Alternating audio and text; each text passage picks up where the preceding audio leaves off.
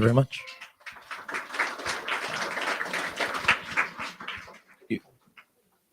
Please remain standing as we have to bless this wonderful event. So we'll have a prayer. Good afternoon, my love. You okay? Thank you. The year was 1987, graduating from college. And she said to me, whatever follows the words I am follows you. This was my teacher, the principal at the time. And prior to going vertical, I want to go horizontal with us. Whatever follows the words I am follows you. Who's giving you labels today? I'm too tall. I'm too short. I'm too heavy. I'm not good enough. I'm not smart enough. Who's giving you labels? I am gifted. I am graceful. I am peaceful. I am a winner. I am a steward. I am great.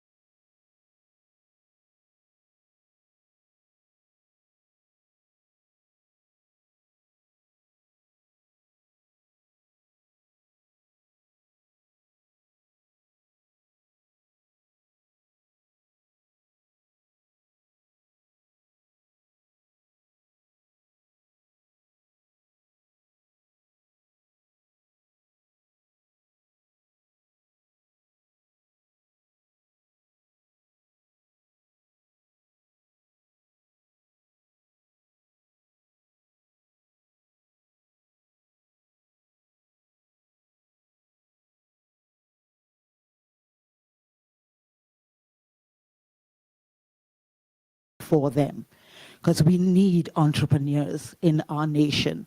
We need people who will boost our economy, who will stimulate our economy with their creativity, with their ideas, and with their productivity. So we look to you, the God of all things, the creator of all things good. And we thank you for each group, each team. Father, we thank you that every nerve right now is put to rest, and they are strengthened in their inner man to do great things. We ask this in Jesus' name. Amen. Thank you. Thank you. You may sit. Can you guys give her a round of applause, please? All right. At this point in time, I would like to establish protocol by acknowledging the presence of our lovely Prime Minister, Ms. Sylvia Jacobs. Round of applause. We want a round of applause in here. We want good energy, good energy, good energy. Thank you very much. It's going to be like a mini show, okay? Next thing you know, I'll book a song for you guys, all right? I will see. Also would like to acknowledge the presence of our Minister of Finance, Mr. Ardwell Idion.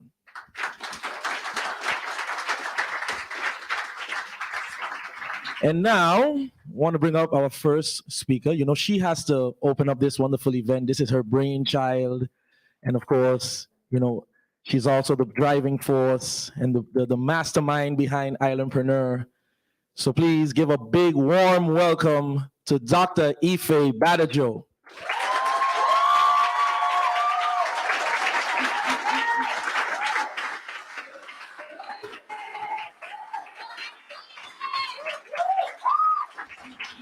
I love it. I love it. That's level 10 energy. I love it. I love it. Good afternoon, everyone. Protocol being established. I want to still thank the governor and the prime minister for being here. Thank you so much. And also MP DeWeaver, I think I saw you as I was passing through. Thank you so much for being here. And also, of course, we're here for the students. So please give them a huge round of applause.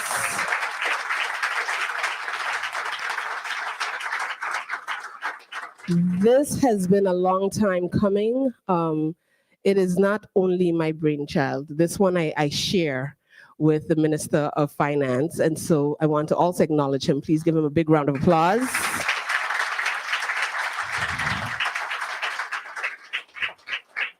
The story is simple, but there is a little bit of a story. So in January, early January, about January 3rd, I came to the minister's office. We know each other long before he was minister, and I wanted to share my ideas. I wanted to say, this is what I plan for 2022.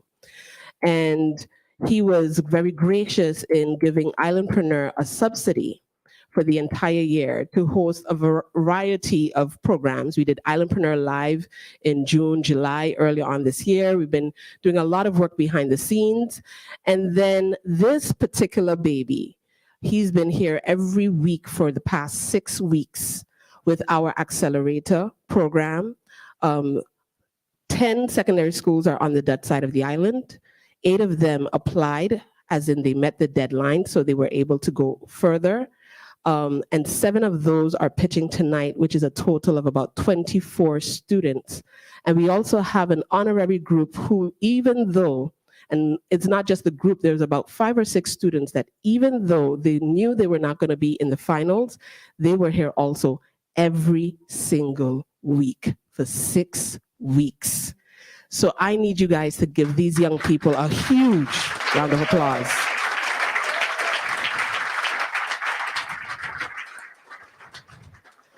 Entrepreneurship is not only about making money. Entrepreneurship is about making a difference. It's about solving problems. It's about being pioneers. It's about being innovative. It's about living out your life's purpose. It's about inspiring others to do the same.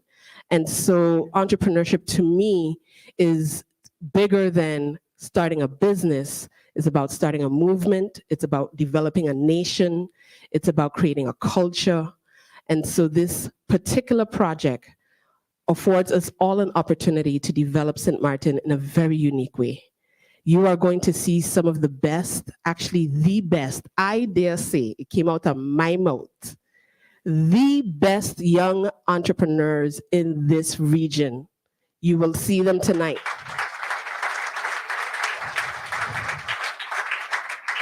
It didn't matter if they came from a private school or public school. It didn't matter if they came from a vocational school or they were in an academic. Whenever they went through those doors on a Thursday evening, they were mine. Young entrepreneurs, brilliant in every way. And so to my wonderful young entrepreneurs, I love you all.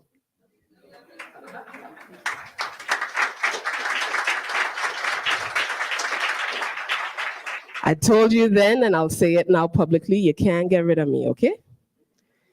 So show the world who you are. Be exactly who you are. You've done the hard lifting already. You did 6 weeks of a program. Most people can't do 1 week. You went through 6 weeks of finance, marketing, intellectual property, metrics, lean model canvas. You did that heavy lifting work and you made it easy for us, in particular, myself and the minister. So thank you so much. For the streaming audience, remember you can vote for your crowd favorite. I'll just go ahead and plug that in right now. And those of you who are in the audience, you could go ahead and vote for them. The Mentimeter link is supposed to be showing up on the stream somewhere, and we will be able to tell those in the audience of how best to do that. So thank you so much. Enjoy the rest of the afternoon. Thank you. All right. At this point in time, I would like to call our next guest speaker up. This is, by the way, just for you guys to know, this is my notes, okay? I ain't texting nobody while I'm speaking to y'all. I ain't that rude, all right? I grew up with a little bit of class and manners, all right? So, with that said, our next guest speaker this afternoon, before we begin the official, youth pitch competition is none other than the Minister of Finance, the second half of the brain. So the right side or the left side? Which side you want to be? Both sides. All right. So please welcome the Honorable Minister of Finance, Ardwell Idiom.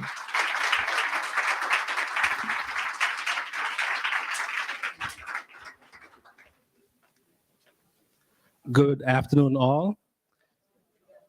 If you surprised me and told me I was the second person speaking, so I didn't come super prepared. But this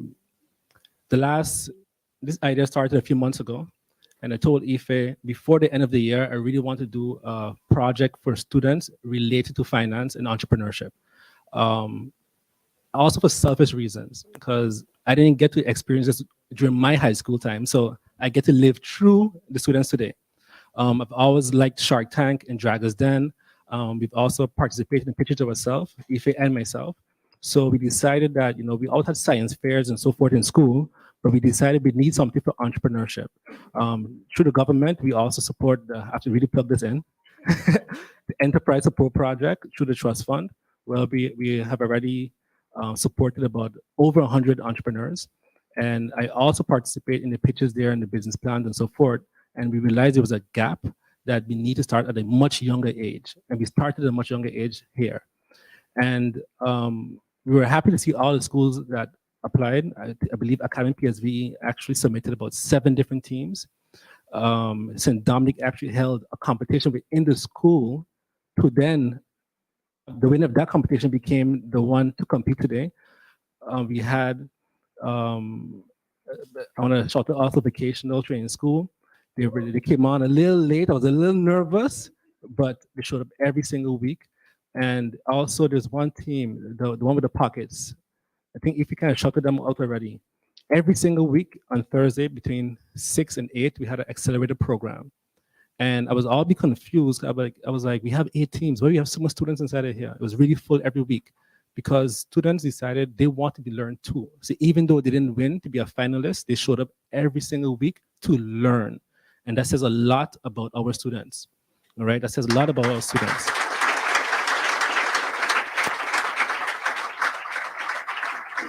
We even have a team, Island Cropping. There were actually 2 members, and we have 2 young ladies that joined the team because their team didn't make it, and they kind of came every single week to the courses, and they kind of forced themselves onto the Island Cropping team because they want to participate so much. So I'm happy to have them also. I'm happy that the team accepted the 2 young ladies to be part of the team to compete also. So I also want to shout Island Cropping out also for that. And to the teachers who were here every week.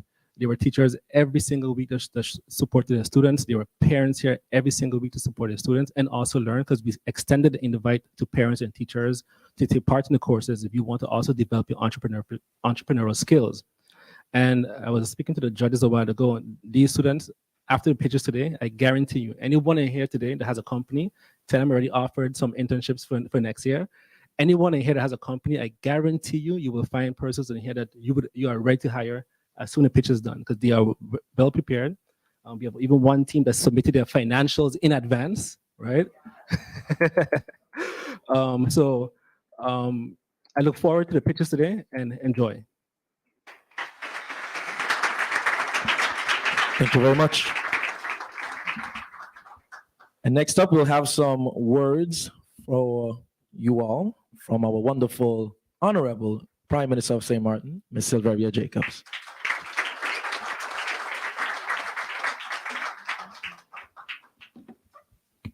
Good afternoon. First of all, the teacher in me is doing backflips because the physical person cannot. This is awesome. I think when we envisioned being in government with innovative young people, this is what we envisioned, that things would be done differently, that you'd see things that you didn't see before. So with that being said, I want to give the Minister of Finance a big, big round of applause. I really commend him and his team for always thinking forward, for always looking for ways. I also want to commend Ife and her team of Islandpreneurs. We go way back, but I have seen her dream, dream, dream with nothing in the bank and continue to dream and find ways. So give Ife also a big round of applause.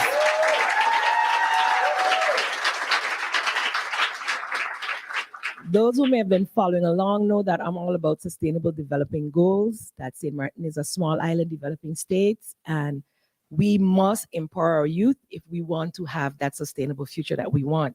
So this, Minister mentioned it already, but this flows so perfectly out of the ESP program where opportunity, that's the key word. I heard Ife use it, I heard Minister Finance use it, opportunity.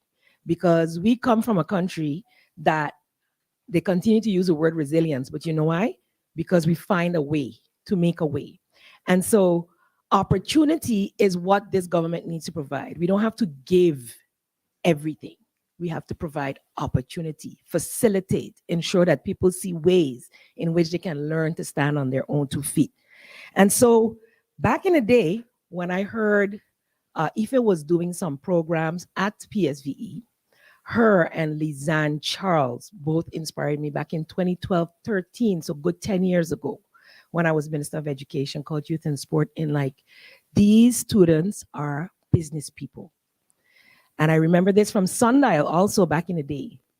Because of the trade aspect, students would be doing hair and nails in the recess, earning their money.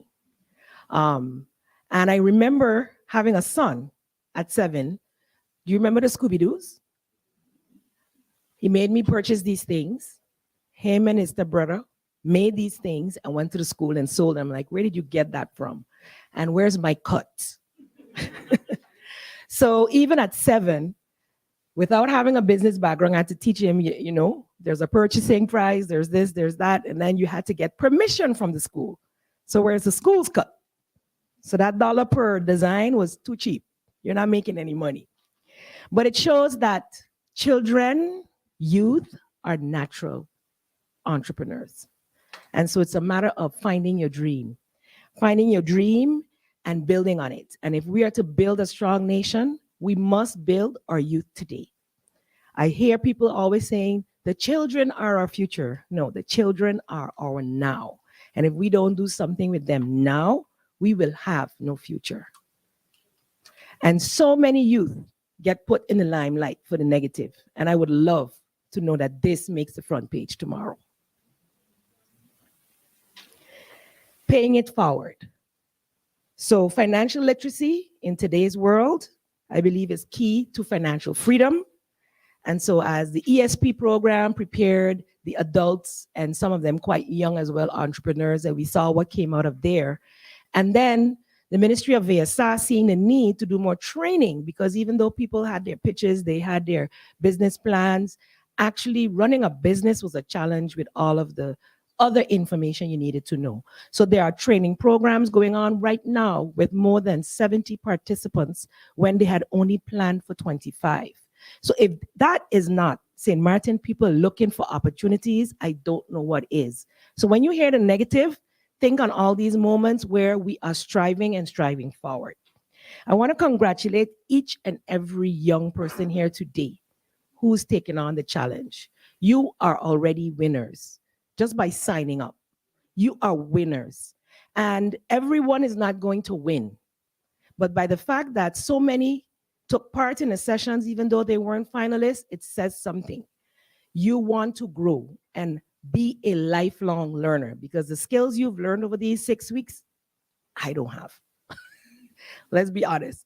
I need to find a time for us as adults who are already in the world to learn the things that you have been learning. And so I look forward to that opportunity as well. Today, I think, is a pivotal day as well. It's International Day of the Child. Today, November 20th, is the day that we recognize the rights of children, and where the theme is No Child Left Behind.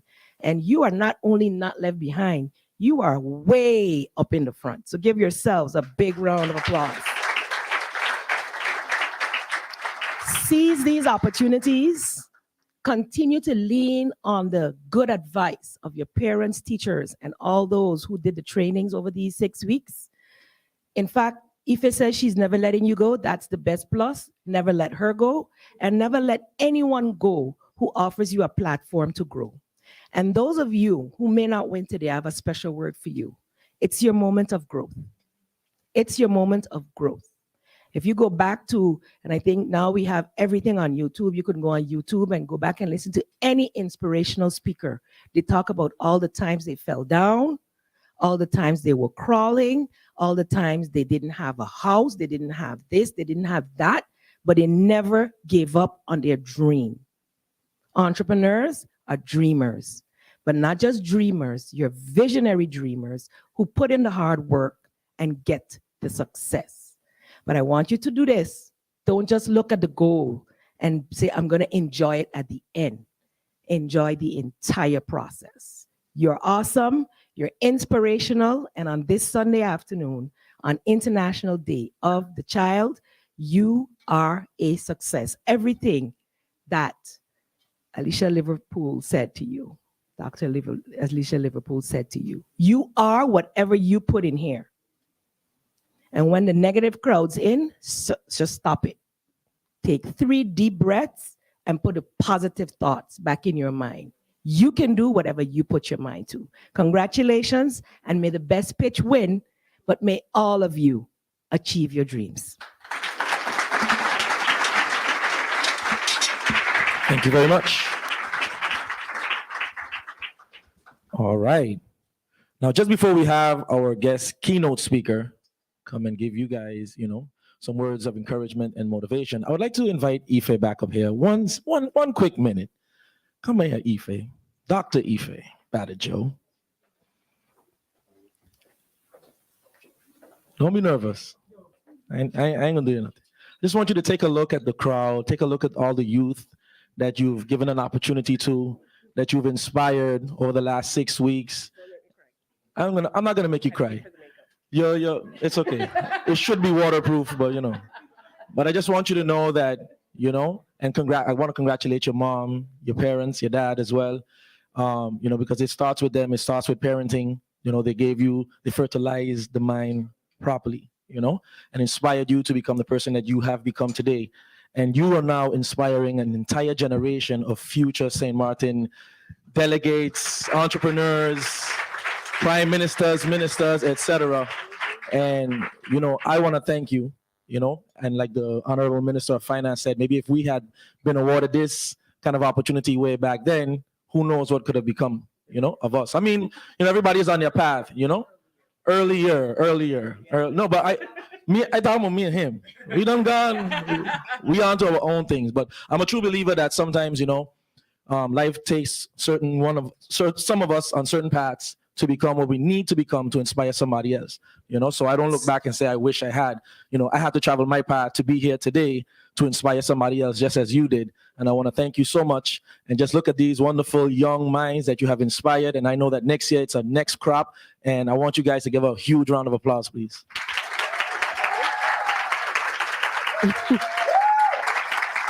Thank you. Thank you. Oh, mommy, thank you.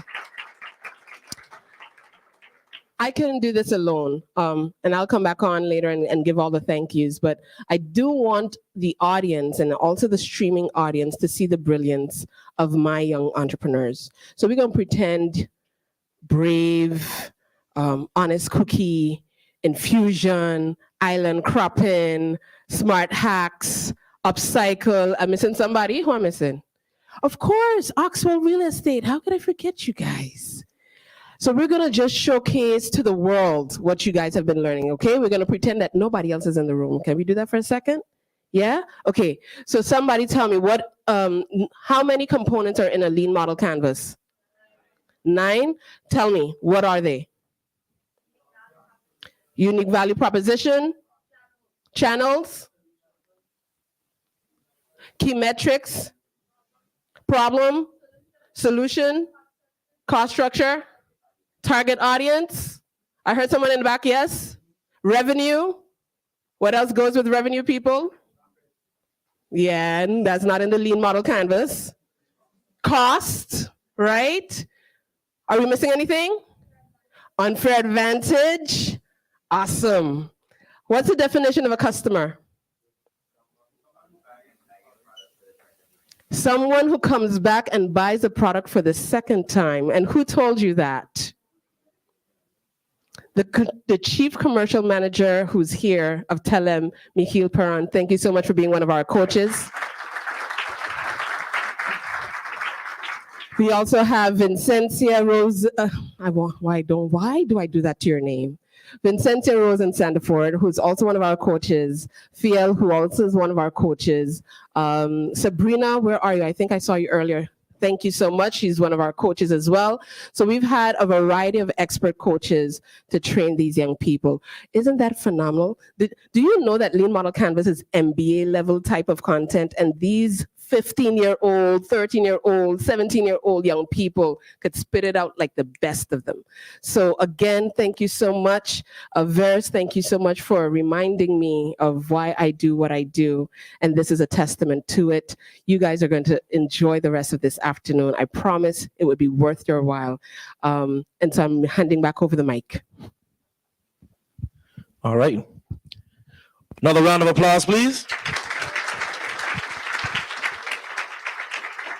Now, at this point in time, I would like to invite our guest keynote speaker. Please give a warm welcome to a young lady, Miss Giomara Olivaci.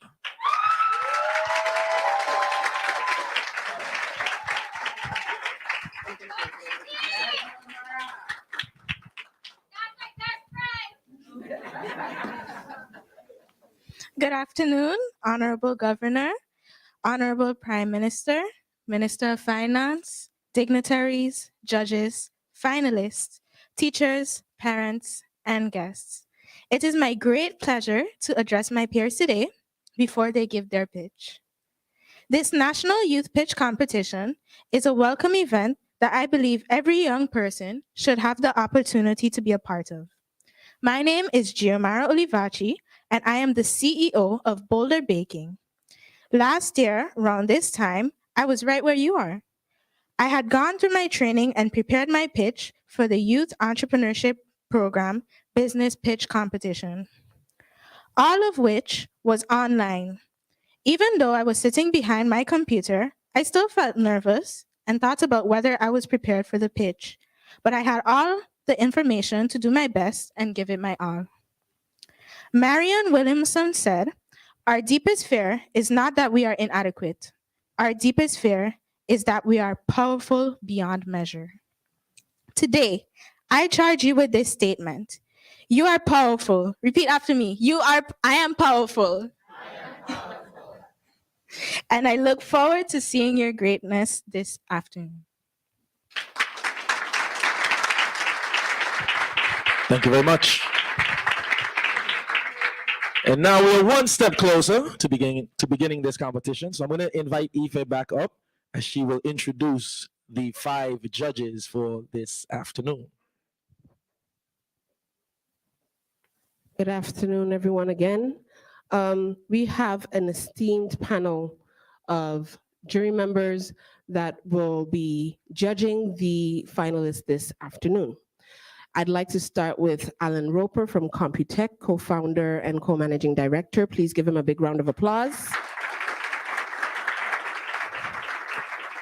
Computech has also committed a Surface Pro, of which we will deliver after, as well as he's committed to the international trip. Computech has committed to the international trip in 2023. We have, of course, Mr. Glenn Carty, a director of ESEDV. Please give him a big round of applause. He's worn many hats in managerial positions of some of the largest entities on the island, but he's also an entrepreneur and has helped to build businesses from the ground up. So thank you so much for being here. Of course, we have the head judge himself, Minister of Finance. You know him. You could give him a round of applause. Don't be scared.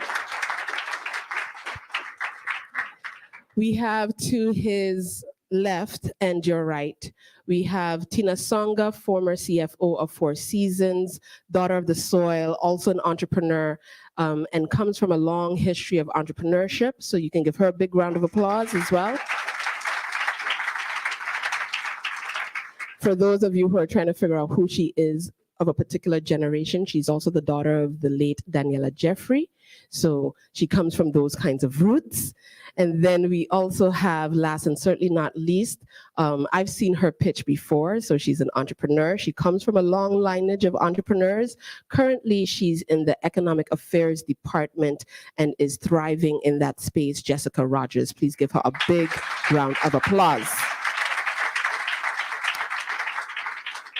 And so without any further ado, I hand back over the stage to none other than our host this afternoon, King Verus. All right. Now, but why are you answering for me? What is this? All right. Now, is y'all ready to rock and roll? I going home because that energy wasn't right. Is y'all ready to rock and roll? Now we're talking. So we have a total of 7 schools competing this afternoon, namely the St. Maarten Academy.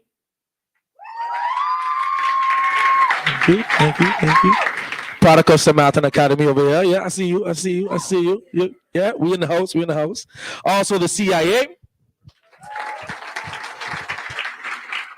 The St. Maarten Vocational School. Learning Unlimited.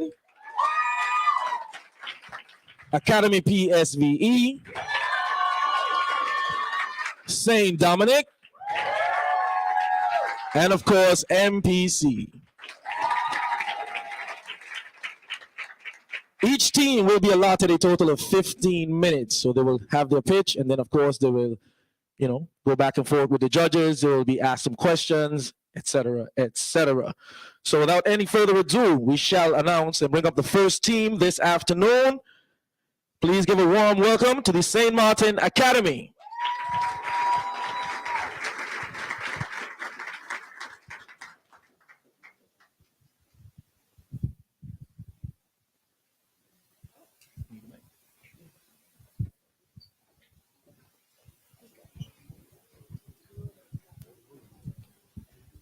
Hold on. The pitches are timed, and so we are making sure that the timer is ready.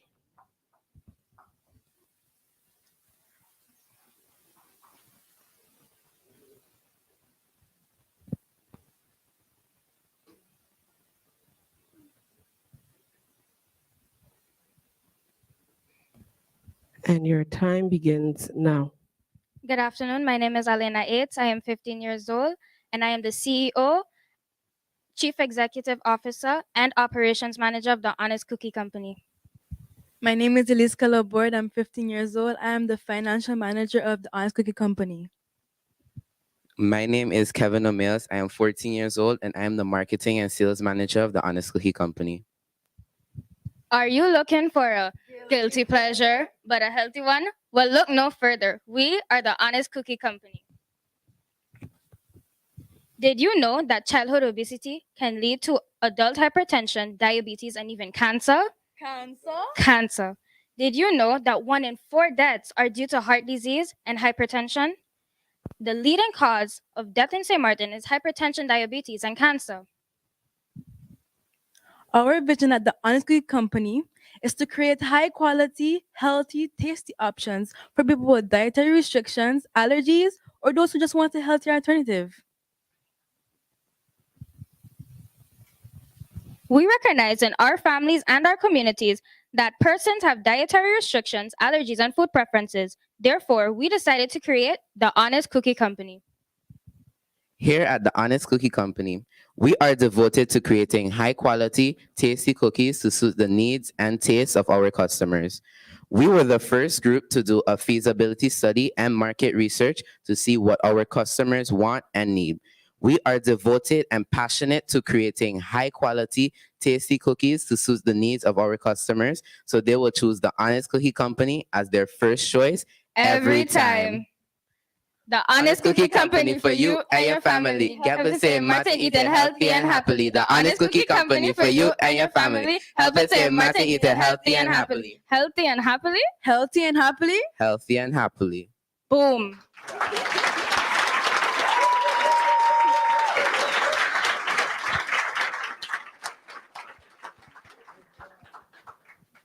Thank you for listening.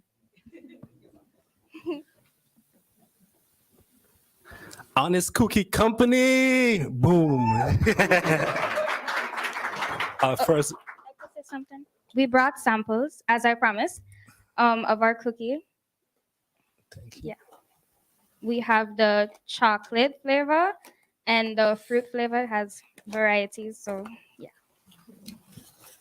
So I got to taste one of the first samples of the Honest Cookie during the accelerator. And let me see if it improved since then. Sorry, guys. Okay, so we'll go with the first question from the judge, Mr. Roper. Good afternoon. Well done. Thank you. Thank you so much. So the first question I have is, what is the target audience? So you said it's, of course, you want to help from a health perspective. How many cookies do you intend to sell per day, per month? My question is about scalability. How do you intend to scale? So we tend to scale by selling 400 cookies per month. 400 cookies per month. Yes. Mm-hmm. And what are the outlets for these cookies? Can you repeat that, please? What outlets are you going to sell these cookies by? Where are you going to sell them? We plan to promote our business on social media, such as Instagram or Snapchat or Twitter. And we also plan to go to local hospitals for hospital patients to sample our cookies to see if they want to buy it. And we also plan to go to pediatric offices and etc. So you're young, but I'm going to be a little tough with you, okay? All right. So I want you to talk to me a little bit about how you intend to distribute the cookies and who's going to prepare these cookies. How are they? You have 400 per month. So who's preparing them where? We have a culinary expert as a mentor on our team. My Okay. mother, Yvonne Sanderson, she's there in the crowd. All right. And she has done research, we all have, on cookies for anyone that wants, like, a healthy food preference. And we plan to distribute we're still a small business, and if when we win the money, we plan on we plan on using we'll start off with deliveries from our home base.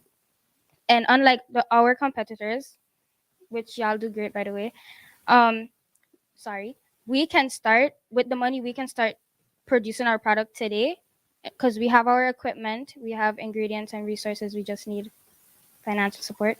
And distribution wise, we will start out with delivery, and in the future when we expand, we hope to have a location in for instance, a bakery or a cafe, and from there on we'll expand to owning our own factory and garden so we can produce our own organic ingredients because our cookies are organic and freshly sourced.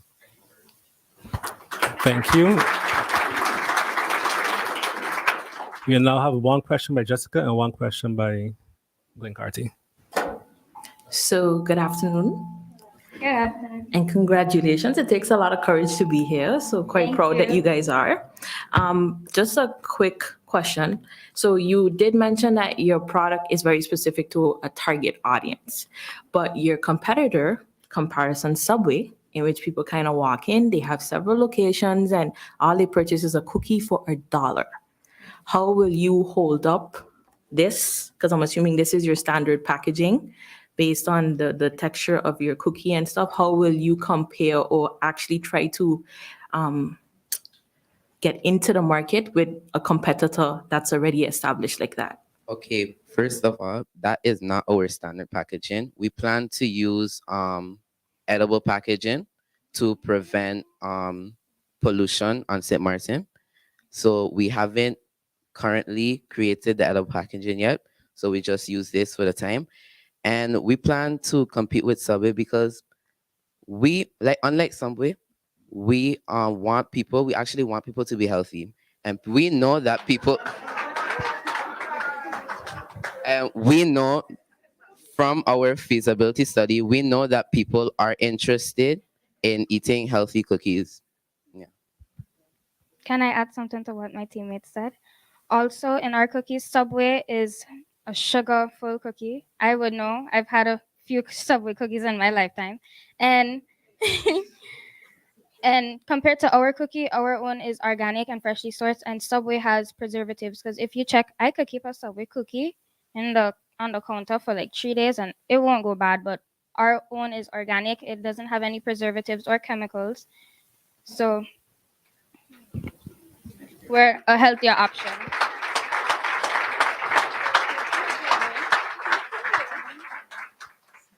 Please, a reminder for all phones on silent, please. Glenn Carty. Good afternoon. Your presentation was well done. Thank you. A question for the financial guru among you. I noticed that you put a lot of emphasis on your marketing, your jingle, your packaging, your taste of the product, but the financials have me worried. 400 cookies per month. Did you cover your revenues, income compared to your expenses? Yes, we did. And how do they look like? Because I guess you will be requesting financing. Just now.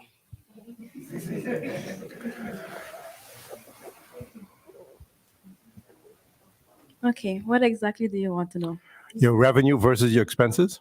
Our revenue is 2,300 guilders, and our expenses is 2,000. So we plan to expand by 15% more.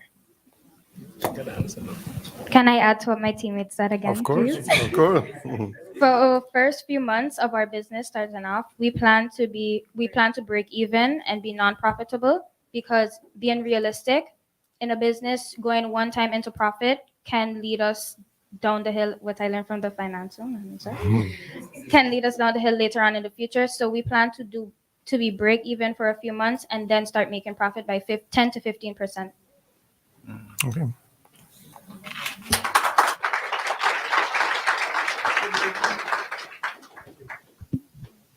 Thank you. Thank you. All right, thank you. Can we give the St. Maarten Academy a big round of applause, please?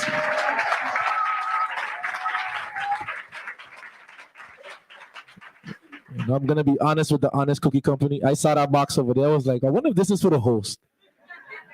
He was this close of not having a presentation.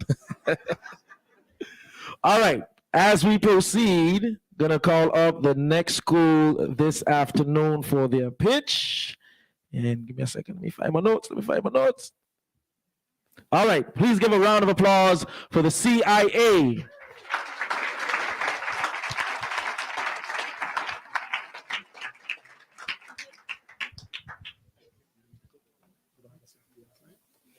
We have a slide.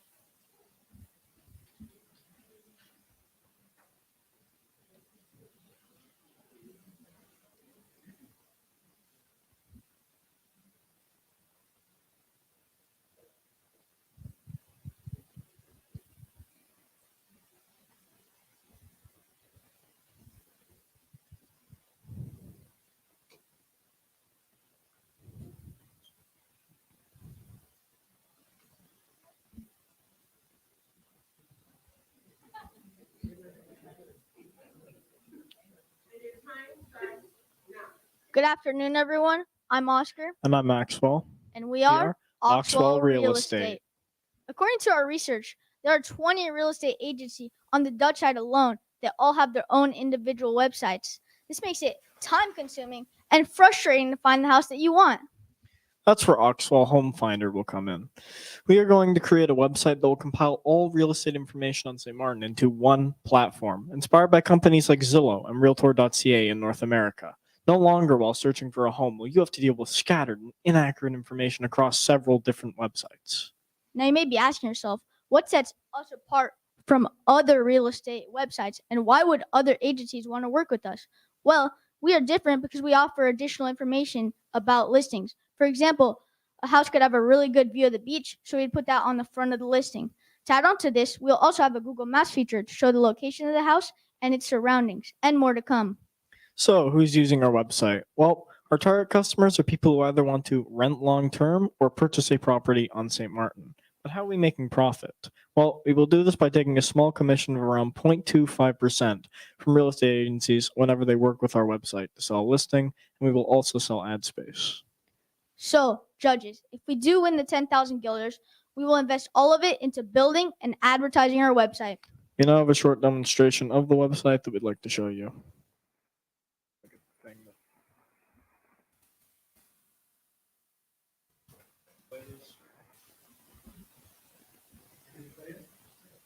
Yeah, it should be playable in the flight itself.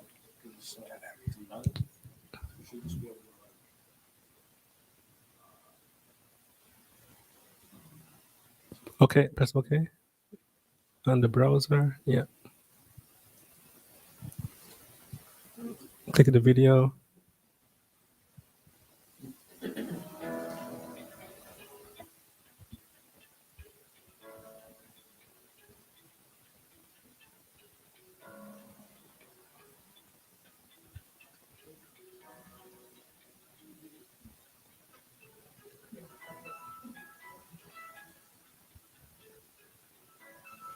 Let us Let's make living easier with Oxwell Real Estate.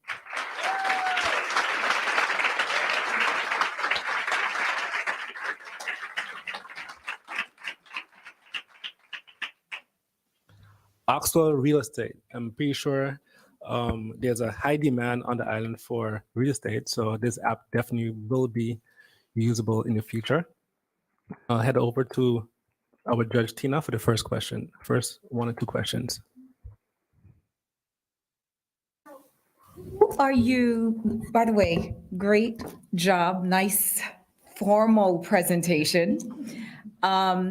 Who are you targeting? So you're clearly consolidating the whole real estate inventory, and you're going to market that. But in our economy where we have quite a few external investors, and people that want to come in from the outside to purchase, how are you targeting that market?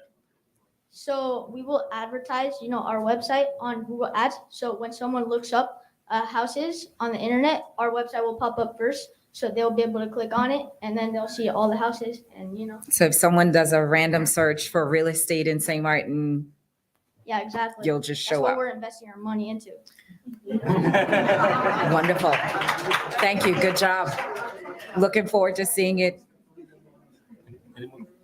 Any more questions? No, that's it. Jessica? So great concept, guys. It's well needed. I'm a bit more curious on the commission aspect. So you said that you would be taking 2.5% from 0.25%. Okay. So then how will that allow current real estators or entities to still make money? Will they be willing to, or will it kind of defer them from not working with you? Have you guys looked into that? Okay, so basically, with commissions, what we're going to do is we have our mentor who is a real estate agent with 15 years of experience, and we are going to help market and sell the house. So when they're working with us, we will take a small commission for this. And the reason we have started so small is so that we can build credibility with our business before increasing it, so that we become more profitable in the future as it goes on. We may also provide more real estate services as the future goes on. So if we win, it's a good future. Roper? How do you intend to keep the information fresh on the platform? Since you said initially several of the websites that exist today have stale data on it. So how are you going to deal with that problem? A lot of it is going to be our own research, as well as using. So I have experience in programming, so I'm going to program an algorithm that will help to keep the information updating on the website, as well as we will also go out and create our own listings exclusive to our website, so we're not just taking things from other websites, therefore giving us more individuality as a real estate website. Excellent.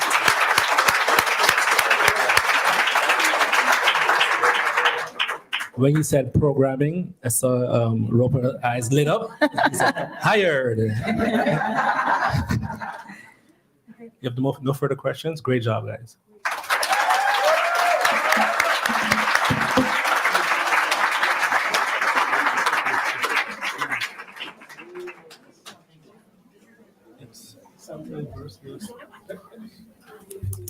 Thank you.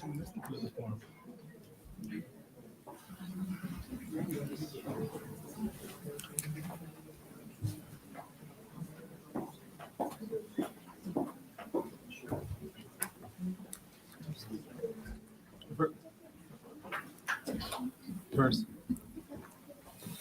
give us 30 seconds to fill the form. All right. Who's ready to buy a house? It was good, right? Presentation on point. Really, really, really do. Really, really awesome. I was over there. I was like, boy, I gotta buy a house. Like Oxford. Who do I talk to? Who? I'm excited. Definitely be excited for the future, right? Looking good, right?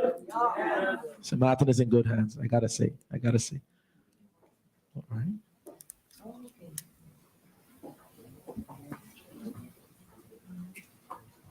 It's not a problem. Y'all want some? Just kidding. I'm just kidding. So before we proceed, just going to give the judges a few minutes to fill out their forms because, it's going to be a tedious task. And I just want to remind everyone to don't forget to log on online, check out the streaming.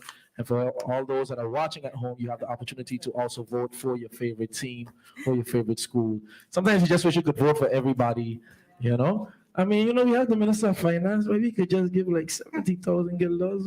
Everybody get 10,000. What do you think? Can we work it out? It's already the highest price pitch on the island ever, I believe. Right? I mean, next year budget. Let me stop. All right. So let me know when you guys are ready so we can proceed with the next team. Everybody, okay? Yeah. Bring them up. All right. So the next team, which is about to make their pitch this afternoon, please give a warm welcome to the St. Maarten Vocational School.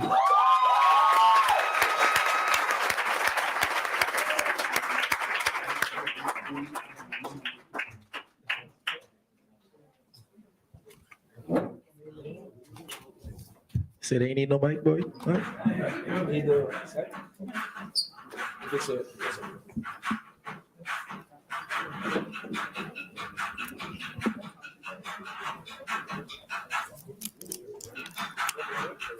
Infusion.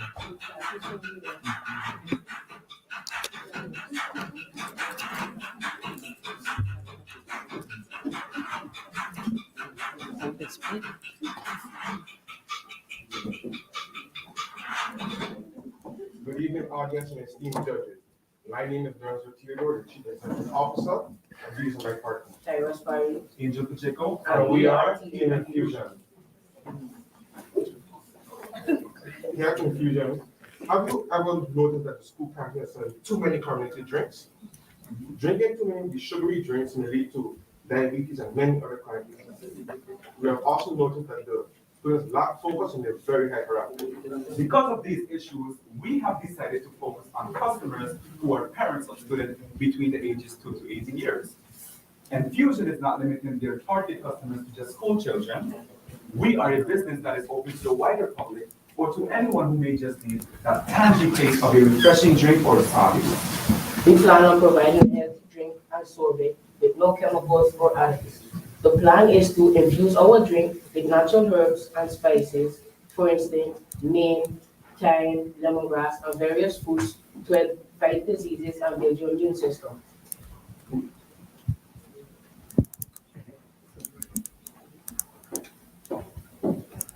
We are offering different tastes of fruity lemonade using passion fruit, peach, raspberry, strawberry, amongst many others, and sorbets in vast assortment. Sharks, we're asking for 10,000 guilders to help build Infusion because drinks should be tasty and healthy.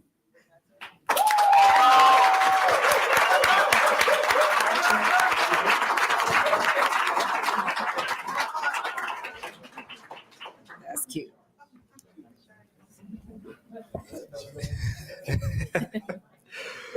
Sharks, you ready?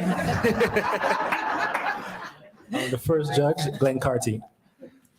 I like to hear about healthy stuff, especially to keep the cost of medical care on this island low. I wonder why. How do you intend to get government to support your product in school for a healthy school system? Because schools do use it as a revenue-making income.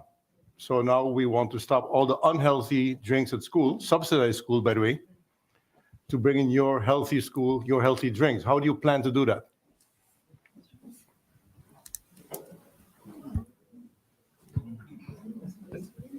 Yeah. One more thing. Yeah. Sure. I said you're trying to bring in healthy drinks into school instead of the sugary drinks, correct? Your product seems to be very, very nice, but you'll need cooperation from other stakeholders, including government, school boards, etc. How do you plan to do that? So how do you plan to convince the government to support you in the schools? We will be planning to. We will be advertising our product to make the government say, "Hey, why not? Give it a try to make infusion be more popular for the schools, so that all the schools could get at least a healthy taste of a natural drink. As you can try it, and you will see it's really healthy and it's really nice, like with the taste. Yeah." Make me want to taste it. The good thing about being a judge, you can sample all these products. Next question, Jessica. Okay, guys, so great job. I clearly had some pointers for you the last time we met. So I'm going to ask that exact same question. Walk me through your pricing structure, because what we're holding in our hand is considered a 5-ounce bottled. And as much as some of these products that you guys have can be not locally sourced, I'm not sure if it can be locally sourced for the magnitude of what you want to produce. So walk me through how much you plan to produce based on the sizing, what the cost is to create, and what you're going to be selling, if possible.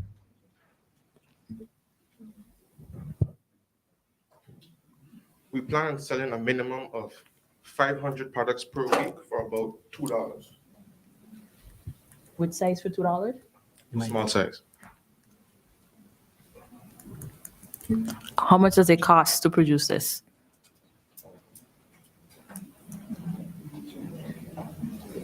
At least 40 cents, no, 60 cents is to produce it, and 40 cents we make another profit out of it. Okay. Thank you. Next, we have Tina. So I'm going to piggyback on Jessica's question and talk about sourcing these natural products, sourcing your produce, sourcing your passion fruit, your lemons, all of everything that goes into that, the natural produce.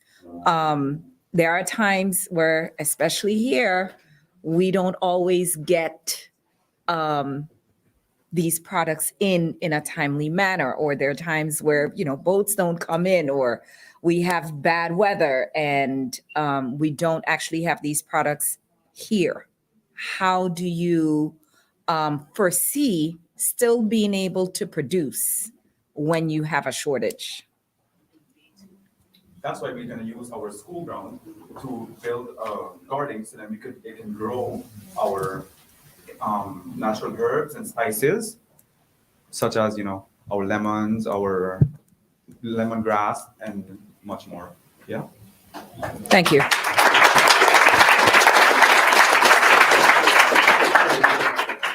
Robert? So 2 questions. You're not using sugar in this, right? So how is it so sweet? That one. We're using natural sugar, basically honey and cane sugar. Honey and cane sugar. Okay. From the get-go, you intend to start with 500 products per week off the bat? As you start business, do you intend to have 500 products per week out in the market? Or do you intend to scale up over time? We intend to scale up over time as the business grows. Yes. The second question, because the sugar question wasn't one. You said that you're targeting not only the schools, but the market in general. Are you intending to only supply your products locally, or do you intend to do it regionally? coming back to the boats, and how do you distribute the product? Unfortunately, we have not talked about that. Okay, no problem. That's fine. Yeah.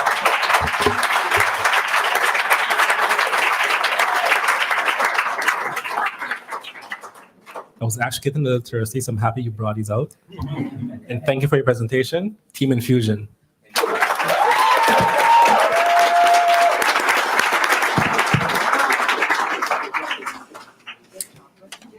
Great job, guys. Just keep in mind there's a host.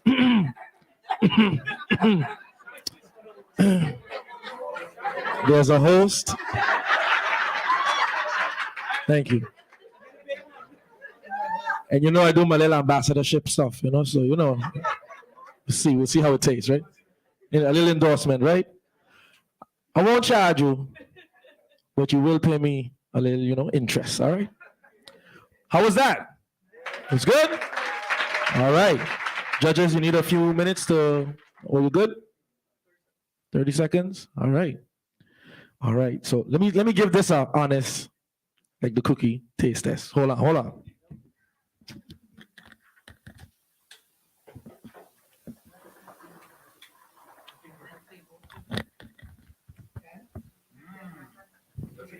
This is fruit medley. Definitely the lemongrass popping through. It tastes a little hint of ginger in there. Yes, absolutely. Very nice. I'll be honest, it's a little tad too sweet for me, so you could scale back on the little sweetener. Maybe you could check out a natural sweetener like stevia or something, you know? It's a little hint. No? Stevia is worse. It's plant-based. It's no aftertaste. No, sir. We'll just settle on a difference of opinion, all right? Tomatoes is the same thing. All right. As we proceed, we're going to invite the next team to come up. Please give a round of applause for the Learning Unlimited School.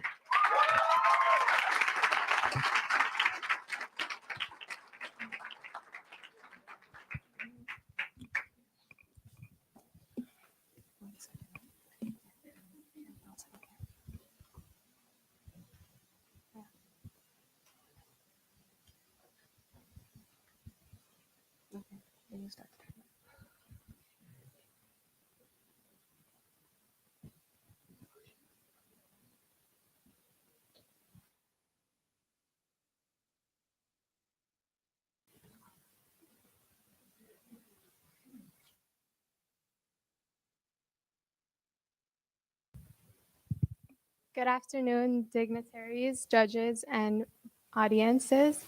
My name is Hia Suri, and I'm the CEO. My name is Devisha Bhatti, and I'm the CFO. My name is Leila, and I am the COO. My name is Ariana Lott, and I'm the CMO. And we are Team Brave. Have you ever felt like you just cannot express yourself emotionally to your loved ones? I'm sure we have all felt stuck when needing to express our feelings, but not knowing how to. We personally, as students, have loads of homework, loads of tests, a lot of after-school activities, and pitches to stress about. This can be overwhelming and verbally difficult to explain to our loved ones, especially with the expectations that they have for our futures. Did you know about 50% of mental illness begins at age 14 and 75% at 24? Only 10% of mentally ill people ask and receive help. Which is why we created our card game Brave. Brave may seem similar to the card game How Deep Will You Go, but the difference between both is that Brave primarily focuses on helping people open up, connect, and communicate, while How Deep Will You Go is a conversation starter game. To play our game, two people, preferably friends and or family, will sit and answer questions together, and they pull out of the deck.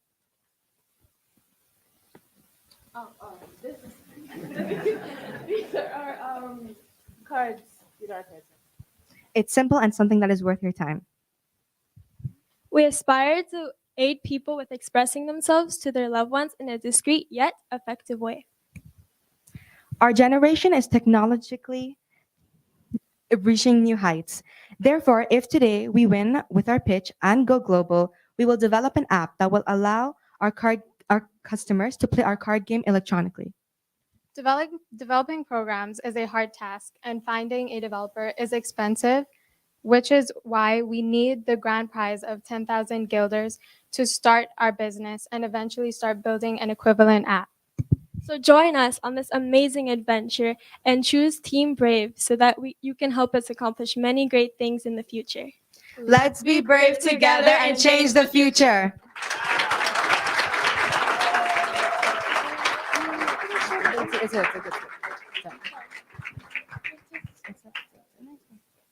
Team Brave.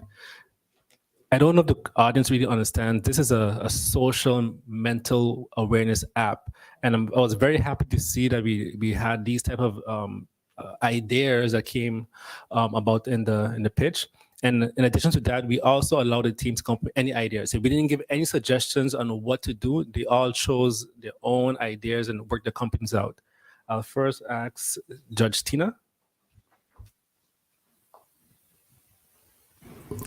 Great presentation. I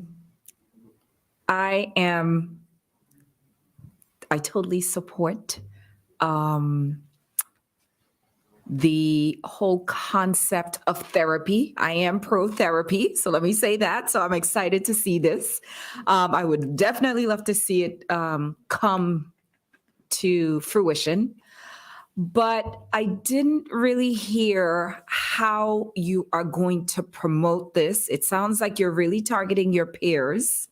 But how are you going to encourage your friends, your peers, the other schools? How are you going to sell this as a fun game to actually get you to express yourself? We'll make videos via YouTube and TikTok. So we'll promote our game via social media and also via word of mouth. And to add to that, we also have like questions that are humorous that could help build like a little bit of fun to the game. So it's not all in seriousness. You can calm down and relax. Okay.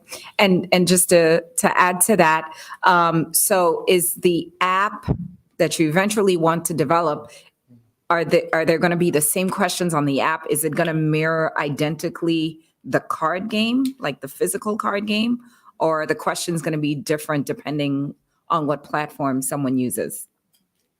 Well, I mean, yeah, we would want to use different questions because sometimes it can be a bit overused.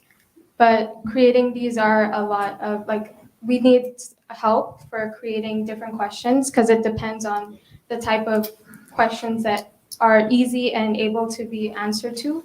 So, yeah. Thank you. Glenn Carty. Very important subject. I think we have an increase of about 700% in mental health cases on the island of St. Maarten at the moment, an increase of 700%. So very much needed. But put your cue cards a minute in front of you. Put them away. From your heart, what exactly is this card game going to do? What is the end result of the card game? Question number one. Question number two, how are you going to keep on funding it? The first question, it's to help people to open up and to communicate to your loved ones what you're going through. If you don't know what mental illnesses you may have and you're struggling and you want to voice what's going on, this game can help you do that. And the second question, ad space on the app. And I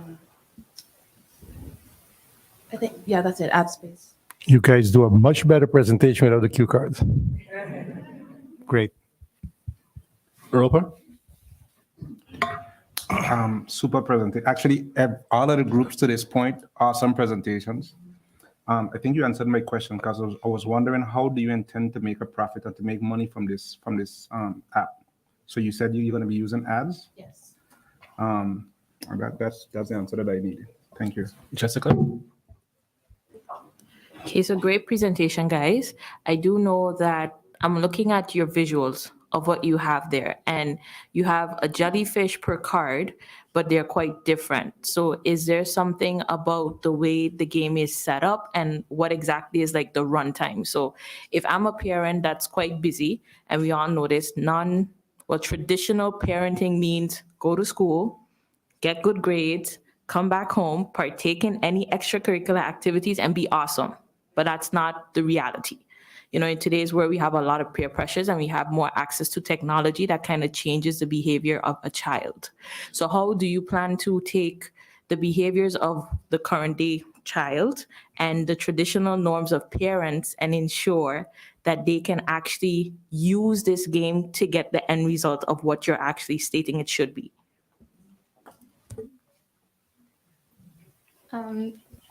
So, can you please repeat? It's really... Okay, so I'll break it down just a little bit more. My mom is from Guyana, which has an Indian background. So of course, in growing up, it was always that she didn't have the opportunity to go beyond high school, for example.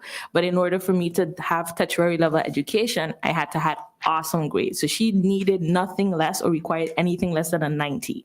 So I was always pressured to have good grades, do not do any fun or social activities unless they were contributing to my day of life of bettering myself. But the conversations of having a boyfriend or having to question your sexuality or anything along those lines were a taboo.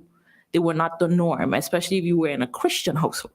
So how could your game allow for that conversation between specific demographics that have that sort of traditional norm of parenting and kids these days that are exposed to everything else? How can they jive? How can they work together? I am born in a traditional household, so I have experienced like pressure and like getting A's. It's really important in every subject, or like taking part in a pitch competition. But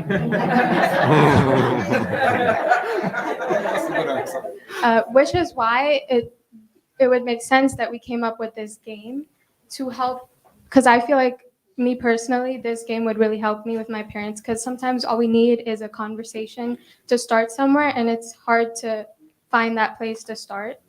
And this game. That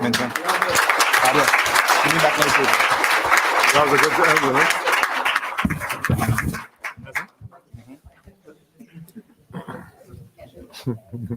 Team Brave, that was very brave of you. Yeah. So I could hear your hearts beating when I first came in earlier on. So I went and said, I can hear your heart beating. And I see for sure the improvements during the accelerator to now. Thank you, Team Brave. Thank you.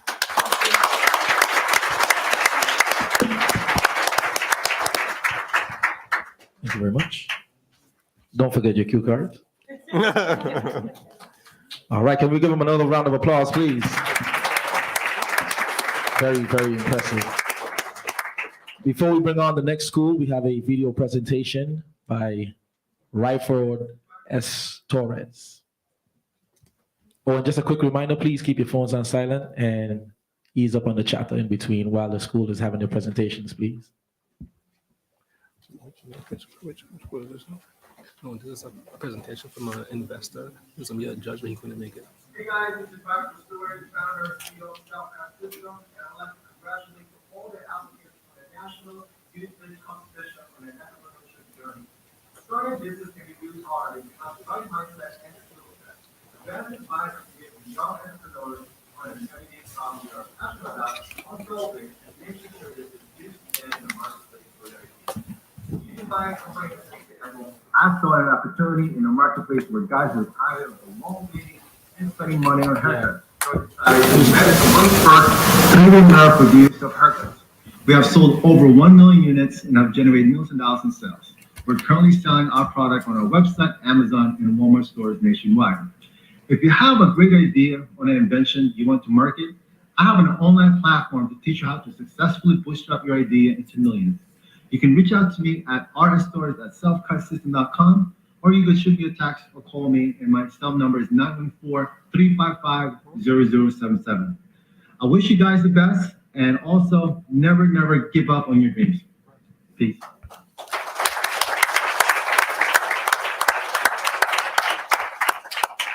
So that was it was a little difficult to hear, but that was a video by Ryford Estores. He's the inventor of the self-cut system. It's a three-way mirror. I'm pretty sure at least someone in here has seen that before. He actually grew up, he actually studied nursing. He's a registered nurse, and he went into entrepreneurship. His product is currently in Walmart and I believe Target, and it's very, very, very difficult to get your product into Walmart.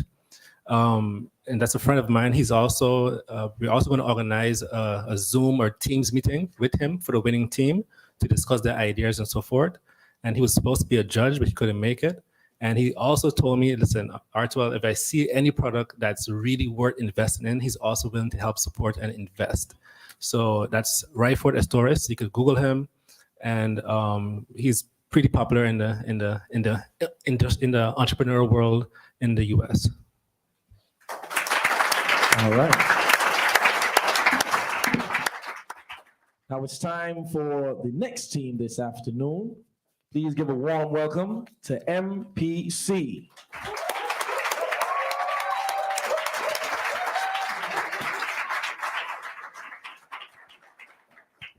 You hear all the old MPC people. No worry, I was jealous when I was going to academy because y'all had the shirts and put on any jean pants and plait your hair. So what I used to do, take off my uniform and go MPC sometimes, you know? But don't tell nobody I did that. There we go.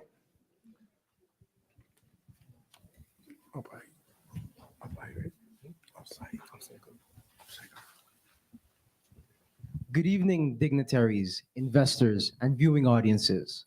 My name is Isaiah Peterson, and I am the CEO of Upcycle. And this is my right-hand man. My name is Jael Yongalok, and I am the COO of Upcycle. My name is Kimura Reed, and I am the CMO of Upcycle. And together, we are Upcycle. 380 million tons. That's the amount of plastic that was thrown into the environment last year alone.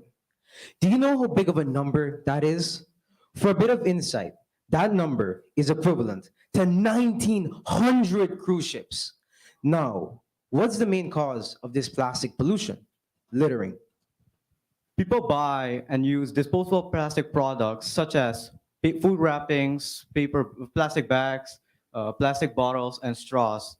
Problem is that they don't dispose them properly, which causes the plastic to end up in waterways and eventually end up in the ocean.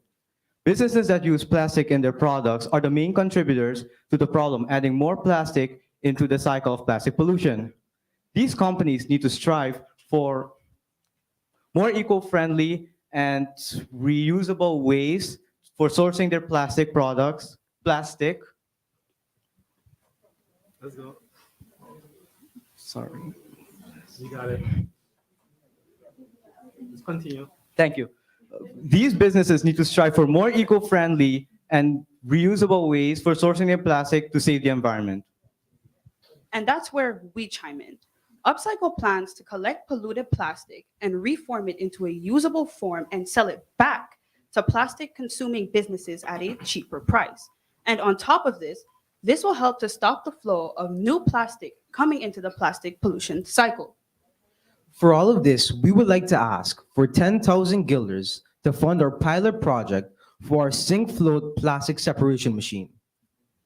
Now, So why just recycle when you can upcycle?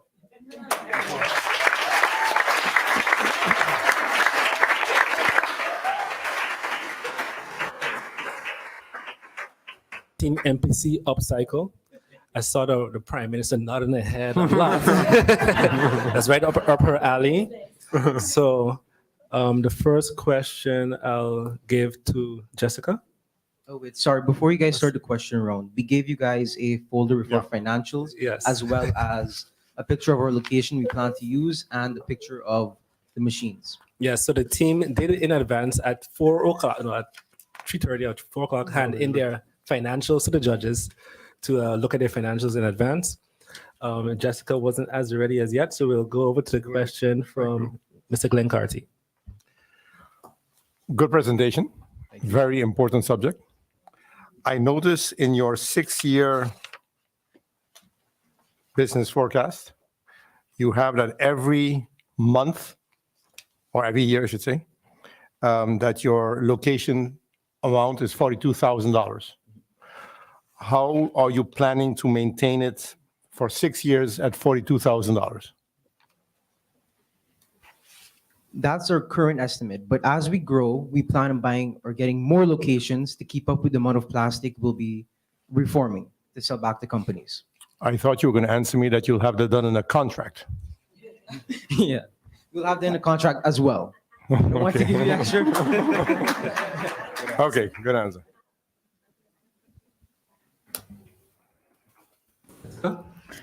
Okay, so looking at your financials too, kind of walk me through what your marketing concept will be, at least for your first year or two, or even your first year after you've done your pilot or while you're doing your pilot.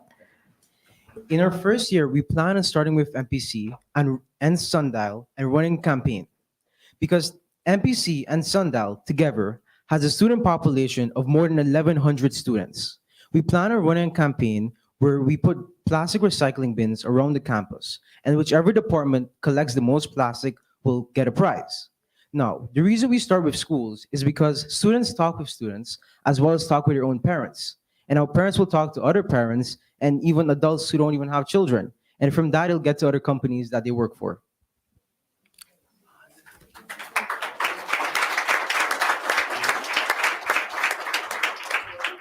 Tina?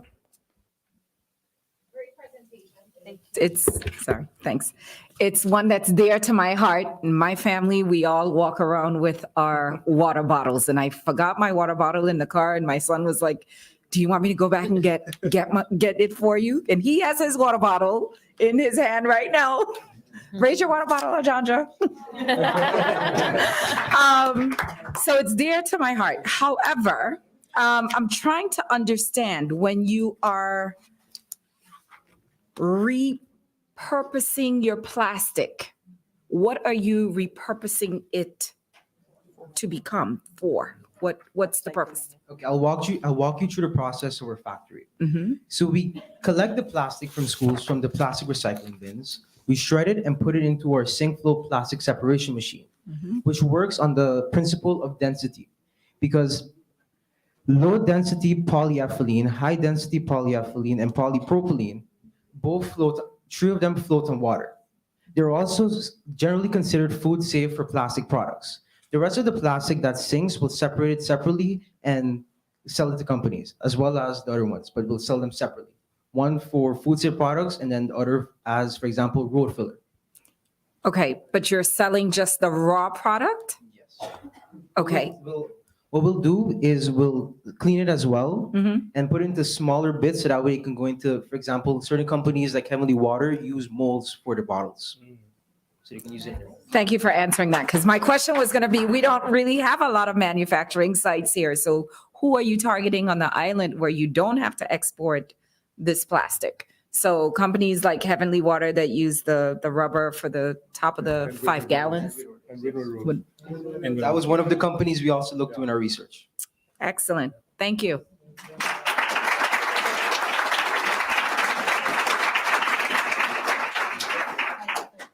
And we have the wife of Heavenly Water in the building, so after the competition, you can see her.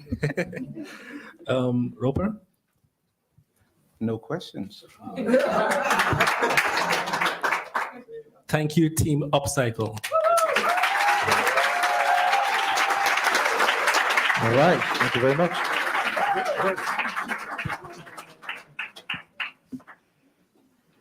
Mr. Axel, 2 minutes. The pressure on me. You ain't getting that song here, sorry. I gotta go sing it later. It's a different story. How you guys enjoying the afternoon so far? Yeah? All right, don't forget that you can also vote for your favorite school online, and for everyone that's watching on the streaming platform, Make sure that you vote for your favorite team. Drop a little comment in there. Let us know, how you think they're doing. The schools are performing. So we got 2 schools left, which are the Academy PSVE and St. Dominic High School. So y'all got any food, by the way, just in case? Before you come here, just to know, you need 6 items. Is there any food involved? Academy? No? Okay. You sure? Any gadgets? Anything? Just making sure. All right. So as we await for the judges to tally up their scores, of course, later on, we have a little few refreshments and snacks. I think it's mostly for the kids. All right. So, and the judge, Jiz, you ready? All right. So please welcome the other school, the next school to give their pitch this afternoon, the Academy PSVE.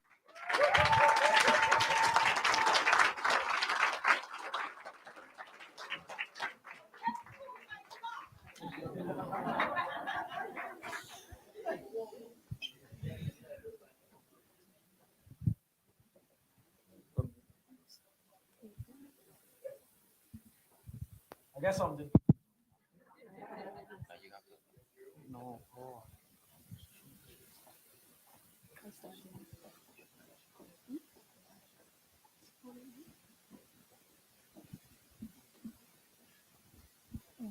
Want to start?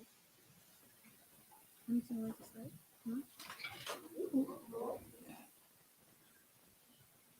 I don't need to know when to start.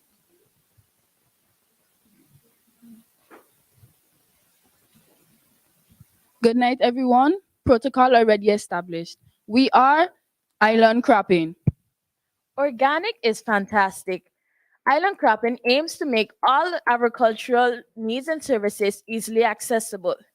Here at Island Cropping, we are an agricultural-based company that provides a platform for agricultural education and collaboration. Through our app, you can buy these agricultural goods. From us, you could sell these goods to us or sell these goods through us. We are the Amazon of agriculture. You, you know the problem in St. Maarten is we import majority of our agricultural goods. So some of them are not organic. Hence, their shelf life is short-lived. Do you use apps? Do you eat fruits and vegetables? Is farming one of your hobbies? Are you interested in agricultural entrepreneurship? Well, you are our ideal customers. We at Island Cropping are committed to provide you with the best agricultural solutions. Invest in agriculture today for a healthier tomorrow. With your investment, we will be at liberty to launch our first ever agriculture app on Island St. Maarten, where countless entrepreneurial and job opportunities within the sector of agriculture will exist. Our intent is to provide economic relief and sustainability through local agricultural production. Island cropping is the way to a greener, greater, and more self-sustainable St. Maarten. Let's make St. Maarten green and great again.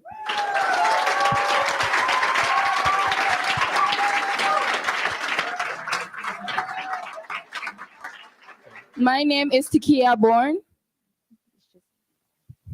My name is Jason Gomez. My name is Lanisha Webster. My name is Tyrese Rodney. And we are Island Cropping.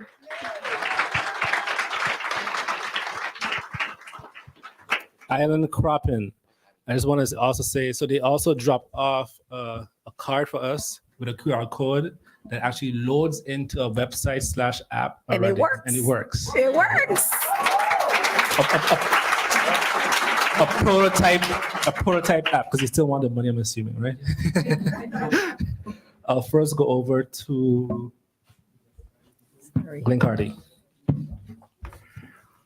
A healthy St. Maarten needs to eat healthy, so fantastic idea. But I need to understand the concept properly. We do have a challenge with agriculture to be able to have the land to grow on. So if through this app, you're trying to get everyone to grow their vegetables at home, and then you guys would buy it or coordinate it with them to redistribute, I need to understand a little bit better. Okay, that is possible, but we also have a location in St. Peter's behind of Hillside, and we You got to meet brief? We've partnered up with an entrepreneur who does agriculture, the owner, Mr. Wyatt, sorry. And on our app, we have tutorials on how to grow your own garden and thank you. Perfect. Land, we are still working on that to produce land for everyone to grow their own crops. Okay. Thank you. Jessica? Oh, thank you. It's a great website and very informative. Walk me through some of your numbers. So if you are actually taking produce from anyone locally and then selling it on your app, what does that look like on your end? What does that look like from the person selling to you? And then how do you intend to market it a bit more for people to know that this is an app and here's where you can buy, whether it's you're paying online or you're meeting in person to actually purchase the goods? Okay, so you could do both on our website. You have subscription and you could sell your own your products to us, and it comes at a decent amount of price, about $50 subscription, and you can pay in person if you would like. Just to clarify, is a subscription to the website or just a subscription to sign up to sell? to sign up to sell.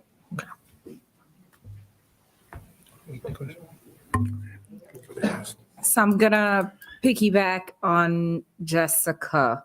So it's 50, so it's a flat subscription, flat fee to sign up to sell, right? Monthly. Okay, monthly. Is there going to be a tiered fee? So for example, you have someone that's just selling something because they have let's say they have a home garden and they have a few mangoes to sell every month versus Mr. Denicio that probably has more crops to sell.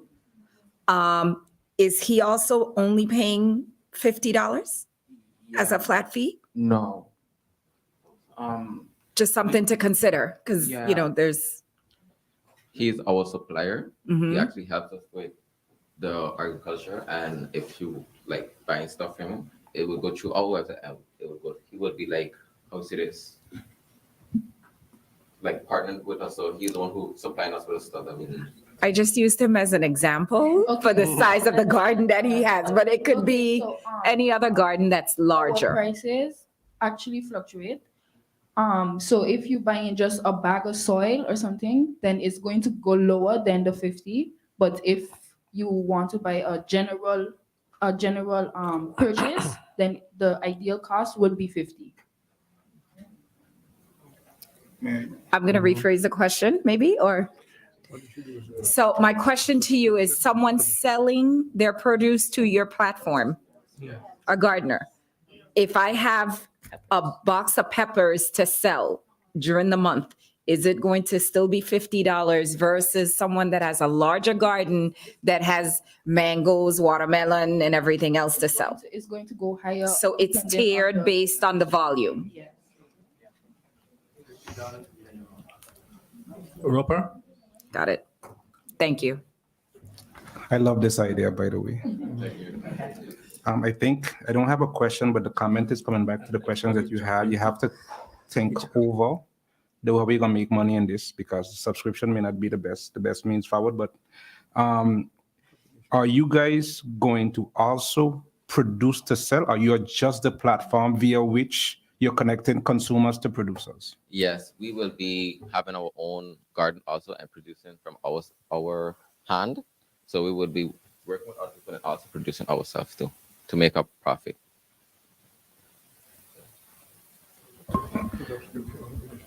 Yes. Alan Croppen, thank you.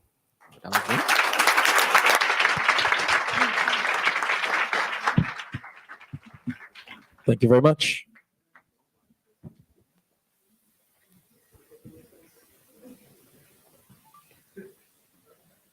gonna remove it.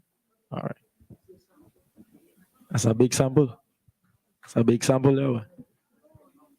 You know, I would go with a sugar apple. You know. It comes with a price. I don't blame you, bro. I don't blame you. How much for the sugar apple, though? I got you. Hold it on the side. Put it on the side. Come in for that. All right. They ain't so easy to find these days, right? Before, I grew up in town, and even in town, we had some, guava trees. Used to go by the little old clinic when it was next to the Anglican church. And then Dr. Boss would come out, get off my roof. They'd be like, I just want guava. And you can't even find that like before, you know what I mean? But definitely, agriculture is what we need to be in. And shout outs to my boy, Denisio Wyatt. I went to school. He went to academy. And he's doing tremendous work and doing his most, giving back to the community as well. All right. Judges, let me know when you guys are ready. Yeah? All right. We are basically down to the last and final team. This now is about to be this evening. So please give them a big round of applause. The team from St. Dominic High School.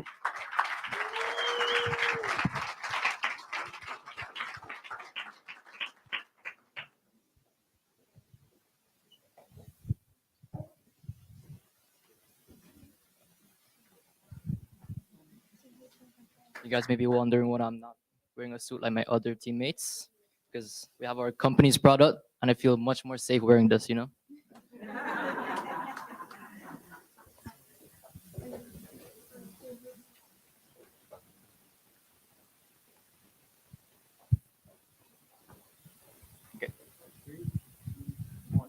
Good evening, Sharks and honorable guests. My name is Ivan Wu. I am the COO.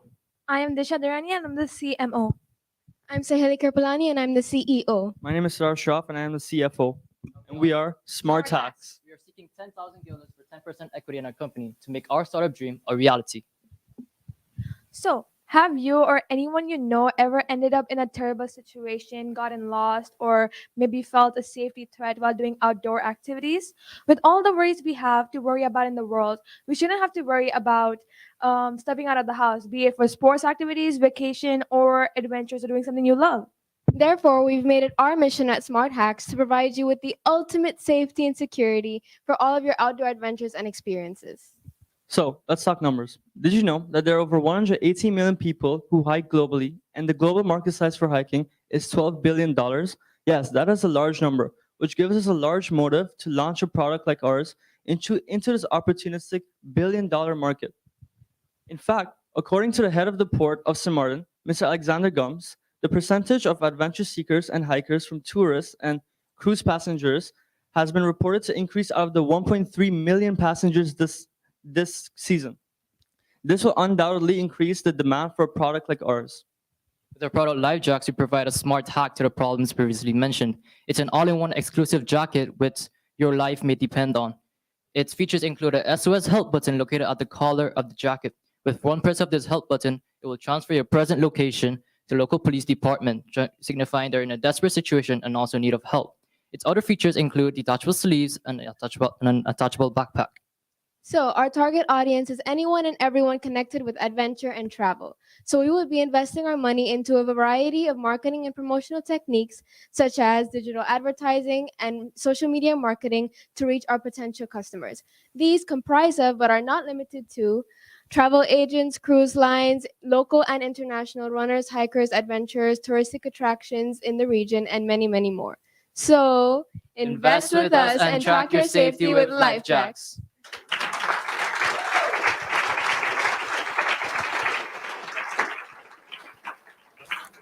I don't know if you heard, but in their presentation, they mentioned the CEO of the port, Mr. Alexander Gums. So it shows the extent that these teams and students went to get their data and their research. It wasn't just online search and so forth. They actually went out there, and Islandpreneur went by Mr. Wyatt. They went by Mr. Alex Gums, and other teams also went to different persons in the community to get information and research to keep the products as local as possible. The first question goes to Mr. Glenn Carty. Great presentation. Thank you. Again, I'm a boomer, so I take slow to understand things. Oh. You come off the ship, you have a jacket, you're going to do you're going to hike, something happens to you and you press a little button for it to call the police station, for instance. What technology is that jacket going to use to reach the police station? Well, we have incorporated a GPS tracker and also includes a sound system built into the button, which with one press of this button, it will transfer your location to the local police department. So your question was to Is it 5G or 4G or LTE? What is it going to use? it actually, I think at this moment we are You have Michiel Parent in the room, so make a deal with him. we're currently using a technology of a GPS tracker with emergency services, and we are looking technology of microwave technology and also the GPS tracker. Yeah. Yeah, so right now, as you can see, we just have a prototype which involves an Apple AirTag, which demonstrates what our product would ideally be capable of. So as you can see here, on AirTag, it shows you like how far you are from the jacket, the range, and it also includes a mini sound system, which our product will ideally also include once we get the funding and we can develop the technological. In addition to that, I would like to add that we do have technological limitations because we are students. So that's why we are looking for the funding to hire a technological developer that is able to inform us about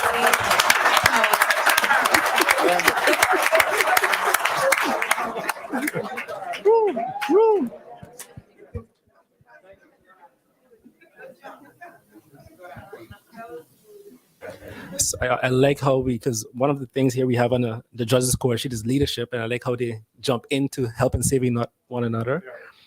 Jessica? Okay, hi guys.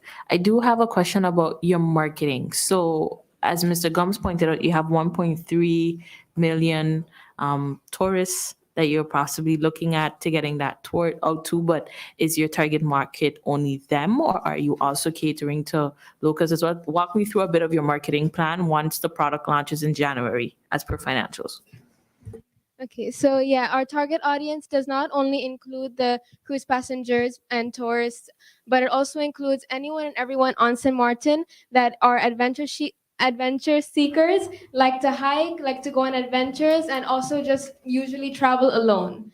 So we would also be reaching out to schools, we'd be reaching out to young people, as well as the entire, like the different demographics on the island. It's not confined to one specific. So we'd be using social media marketing to reach like the younger generation and Facebook and Instagram, and we would be using our website. We also have an online store, and we would share our business via word of mouth. And we've also done market research and surveys to find out and to determine the feasibility of our product in the market and our potential customers. And that age group is quite wide.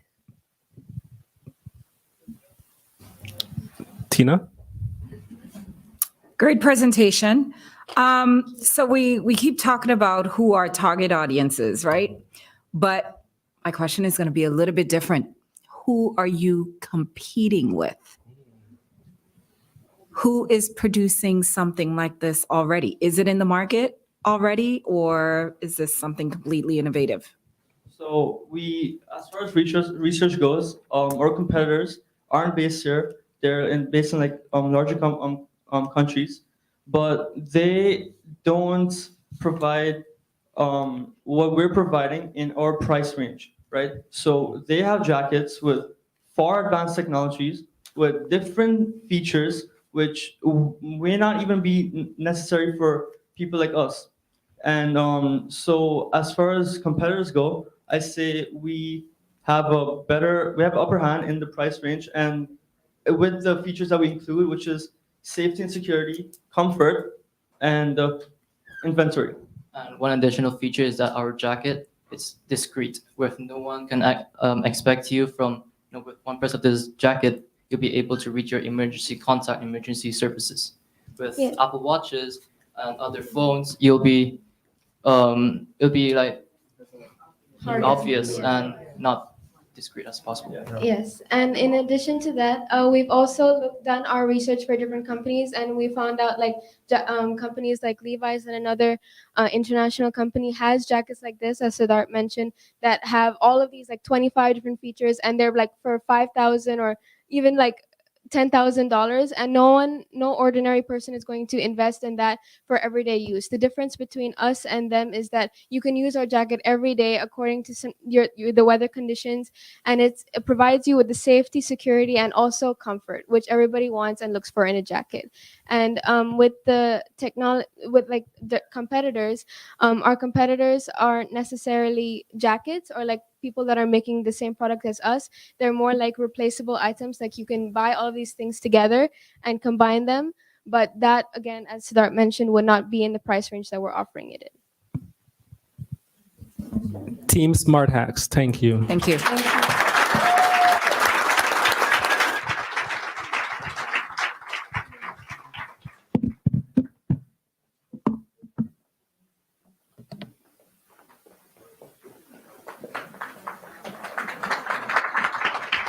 All right. How we feeling? How we feeling? I sound like I want to go sleep. How we feeling? All right, good. So we're going to give the judges, some time to deliberate, of course, and make their final decisions. To the students, I want to say to each and every one of you, a wonderful, wonderful job. Job well done.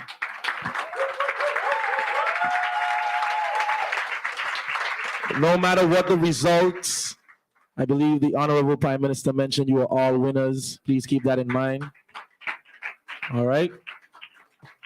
And with that said, so at this point in time, we're going to invite 3 individuals. Mr. Nikhil from Telem.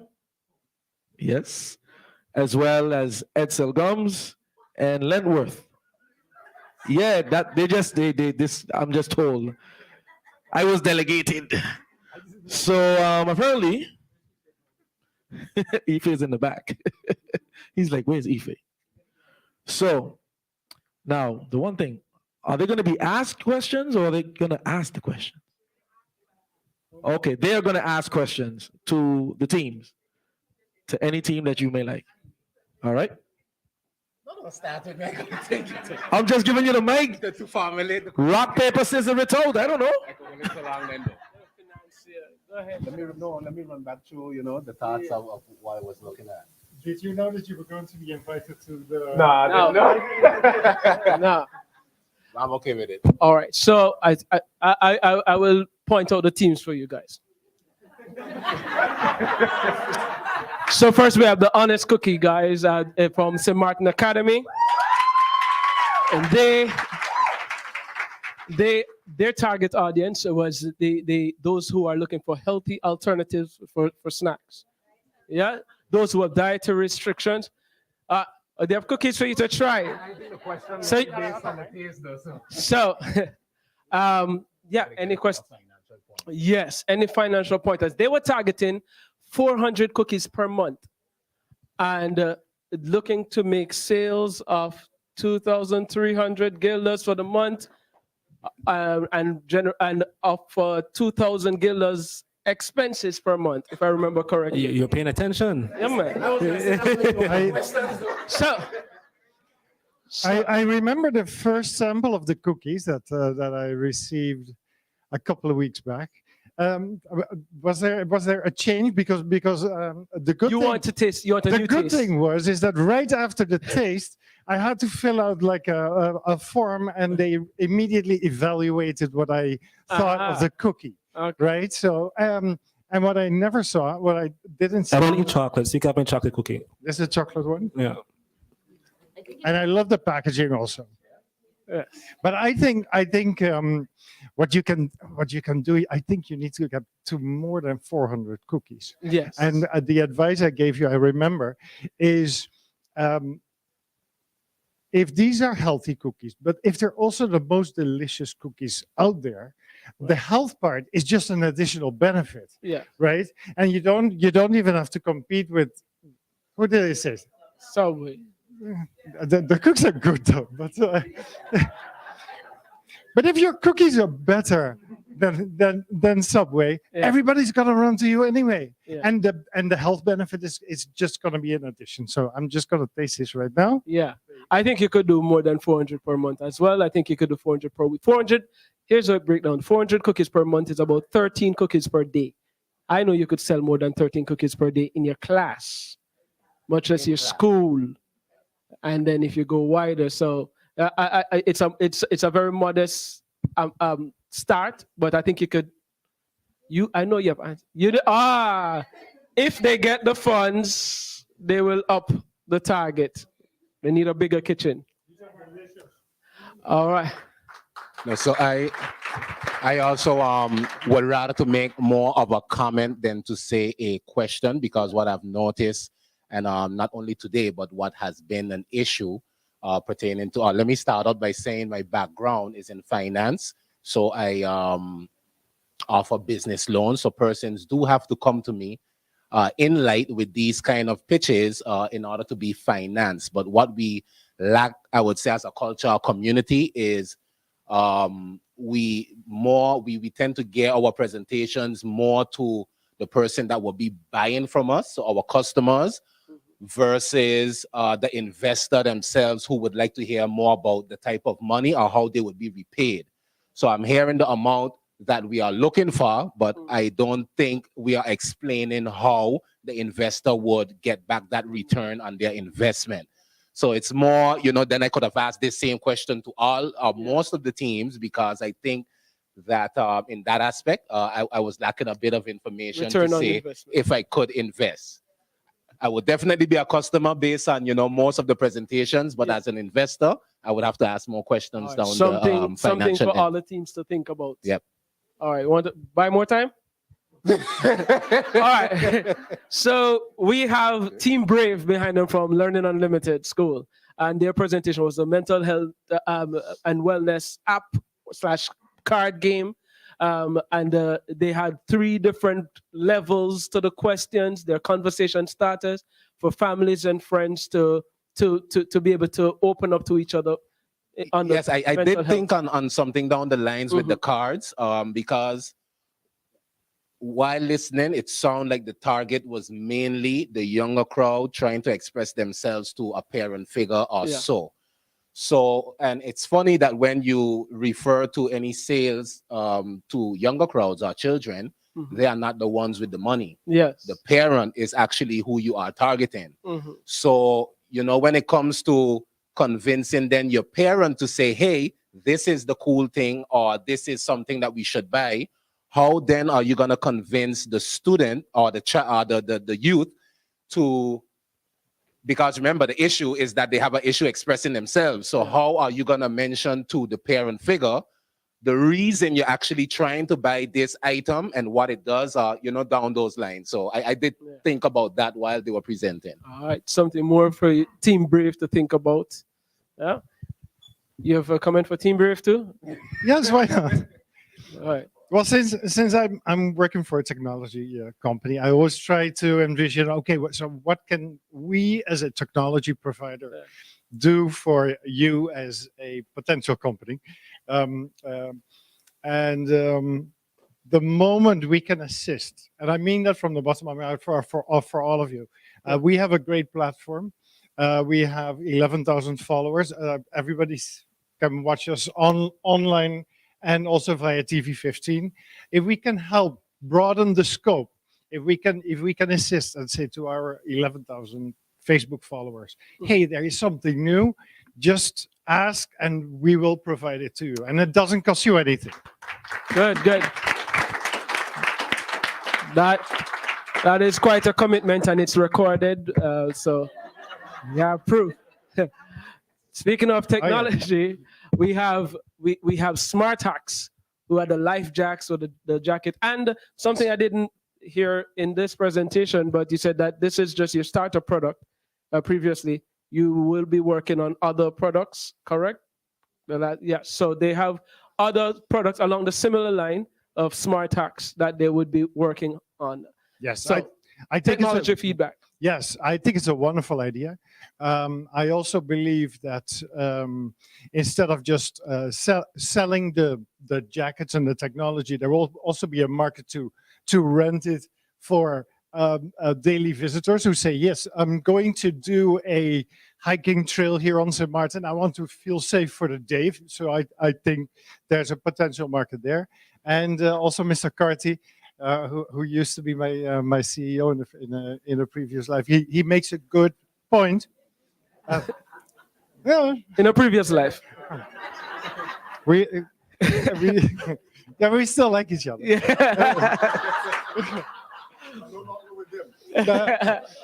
But Yeah. we moved on to other colors. Other colors. Yeah. Yeah. Right. A jump ship. Okay. Yes. But he is right, because even though it's a GPS based technology, it still has to go back to a local police station or any other local emergency services who's going to do something with that information. Yeah. So like I said, if we need to provide additional information there, we can always assist. I guess a consideration is if we have the tech support on the side of the police as well, to be able to facilitate what you're working on. Exactly. All right. If I look further back there, we have Upcycle from Milton Peters College. These are the I remember sink and float machine, and Isaiah mentioned some. Yeah, it was three of them.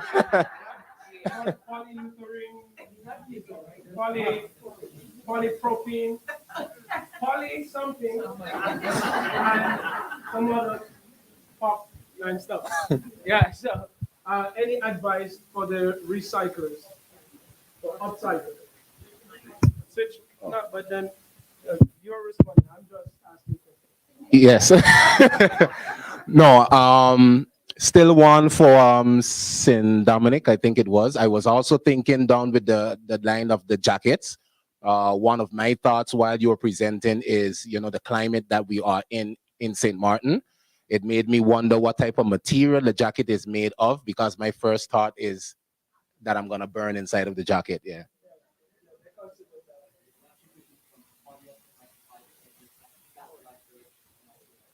Another big one, polyester microfiber. Yeah, right. Polyester microfiber. Keeping you cool.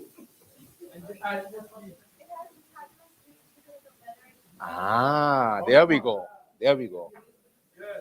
Okay, and then for MPC, they did finally answer the question, because I had the same thought as into, okay, we always had that issue on the island where, okay, we could come up with certain recycling, and we cannot call it as far as recycling, separation, campaigns or what's not, but it's what are we going to do with the item, and is there a plan for the end product? And then you mentioned Heavenly Water as one of the examples. So, okay, that is one, but I would then ask you still down the financial end to make sure that if this indeed is the only one that you could work with, if the magnitude of the amount of material that they would be buying for you is worth your while as a company to survive. Yeah, and they mentioned fillers for windward roads as well. Correct. Yeah, true. So great. Jump around to the back there. We have the island croppers from PSVE. Yes, the man selling the seeds up for $2. Same concept. I was thinking down the line of Roper that a subscription base would not be the best option because of the issues of certain people that would be benefiting more from the product versus someone who would just have a little something to sell. So just straight up from that point of view, it spoke to me that wouldn't be the best option. It also wouldn't be not only that, they said they're the Amazon of agriculture. Just take the Amazon business model. Yeah. It works 100%. Yeah. I'll try not to block you and then they'll block you more. So when you finish. No, yeah. So I was just thinking down the lines the same way that if you would have if it's not subscription, you wanna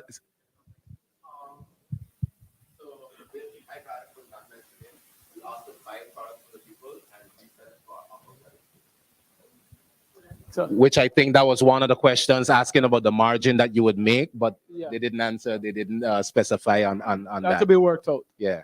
Okay. All right. Great. Any feedback for the Island Croppers or the app or website? No feedback. I think it's a wonderful idea. I think it's something that St. Martin truly needs. I Yeah. think we're way too reliant on external sources to get not only food but also other supplies to the island. So I think it's a wonderful idea. Digital marketplace, like market. Okay. And then we have somebody in. Oh, Oxwell. Of course, Oxwell from CIA, the real estate agents. Any feedback for them? They are creating. I know some people are not may not be as familiar with Zillow, which is one of the comparisons that they had. But it's a consolidation of real estate listings, and they said that they would also be curating or generating their own listings that are exclusive to their site or their app. Yeah. Any questions? Any feedback for them? You tried. They answered everything. Then my feedback can be a little longer, right? I can Yes, still take the time. No, it's actually more of a story. So right after our wonderful session that we had, the next morning I went back to work and they said, and how was it? And I said, this was the most fun I had in the past months. Wow. Yeah. And I have a lot of fun during my job. And then I thought, okay, so then I can go on with my regular job. But it went a little further than that because usually every afternoon I go for a walk or a hike, and then I let the problems of the day sink in and try to find solutions for them. For the first couple of days after the sessions, all I thought about was your ideas and how to make them better and make them, and especially you, my friend. I had a complete business case in my head on how to make the housing app a better and even more more productive app. So that's my little story. Good. All right. You don't have potential investors already. And then from the St. Martin Vocational Training School, we have Team Infusion, the juice guys.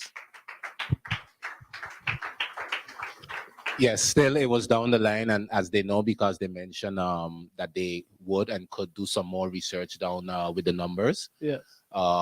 It's just to be more. This would be one of the more traditional ways of doing business on the island, honestly. Yeah. Where we would have a good concept, a good product. We have persons that demand the product, and then we just go into business and we sell and we earn. Yeah. But then now when it comes down the line of to go out and do the research and find out, down the line of, to actually scale a business, I realized that they could have done more research out so that they could have been prepared then for the investors to be aware of exactly how the operation would be and what their return could also be. So same thing down the line of my initial Feedback. advice, Yeah. feedback. Any feedback for Team Infusion? Did you taste the juice? I did not. I'm still on the cookies. So if there's any juice left, yes, please. No, that has nothing to do with the cookies. I think it's a wonderful idea. The scalability, I think, is very important because I remember telling you guys during the sessions, listen, I would like to receive daily fresh juice by me, right? So don't just focus on schools because I understand that's important, but I think the market can be so much bigger because I find myself in the morning eating and drinking way too unhealthy things. Well, if I have an alternative and it gets delivered, hopefully it gets delivered to my place, then I will definitely go to the healthy option. Yeah. Good. Excellent. Give it up for our experts.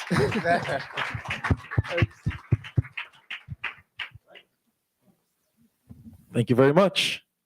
Forget your cookie. All right. All right. Now we're almost down. to the bitter sweet end, actually. But I'm going to invite the Honorable Minister of Finance for a few words, and he's going to do kind of like a pre-prize giving. All right? Round of applause for the Honorable Minister, Ardwell Idia. Thank you. Thank you. We've tallied up the scores, but before we get there, typically, I don't believe in participation prizes, but during this course of the last 6 to 8 weeks, I told Ife, bye, I'm gonna feel bad. I'm gonna feel really bad. Yes. I really hate to interrupt the minister, but I wanted to share. When I visited the accelerator and I thought about the prize fund, if you get to hear what these students can, the information that they can give, not just about their product, about what they learned about business, 10,000 guilders is they have way more value than that in information. And they can attest to that. So they know more than all of us. Thank you for that. So in addition to what he just said, we have what we decided, and we have some great companies on the island where the students, the teams will get to experience. One is Fit Foods. So Team Infusion, Team Honest Cookie. You get a day to actually learn how she makes her healthy juices, go through the process.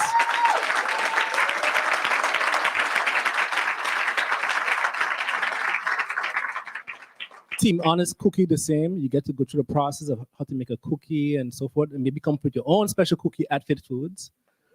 I know that, I don't know if it's a surprise or not, but I know Team Vocational, your team also, your school also said you have the opportunity to maybe in the future put your drinks in the school.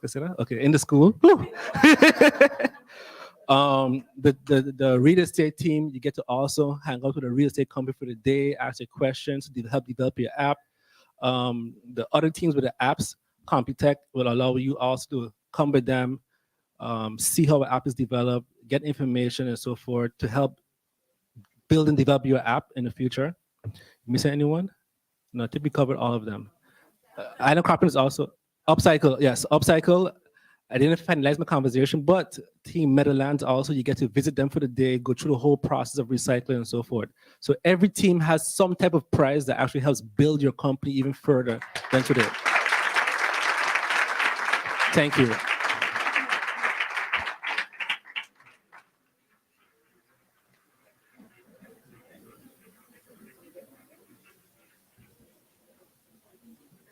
Ife? All right.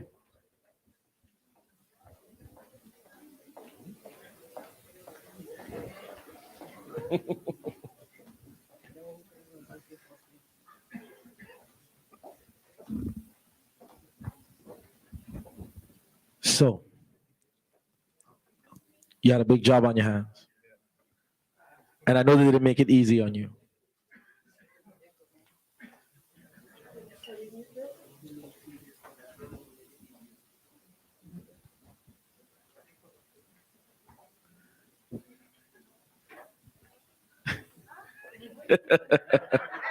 Just pull the plug. You don't work for GB? All right. It's a joke. It's a joke. It's a joke. Next thing you know, I go home, I ain't got no current. It's paid, it's paid, it's paid. It's paid. No, but then somebody sabotage me, You know, say Maarten. This... All right. Okay. So we have been. Can you plug this?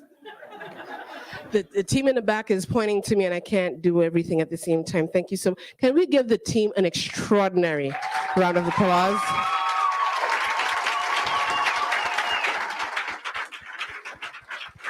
They have been working tirelessly to make sure that we have audio, that we're streaming, that everything's happening, that everything. So when you see me, you see a team behind of me as well. So I just want to acknowledge all of them this evening. We had 4 students that we wanted to give special recognition to for the accelerator program. As I said earlier in my introduction, there were 4 students who were not originally in the finalists, and they committed to coming every single week. 2 of them were so committed that they negotiated with their teachers and myself and got on to one of the finalist teams. So I'd like to call forward Takia Bourne. Please give her a big round of applause.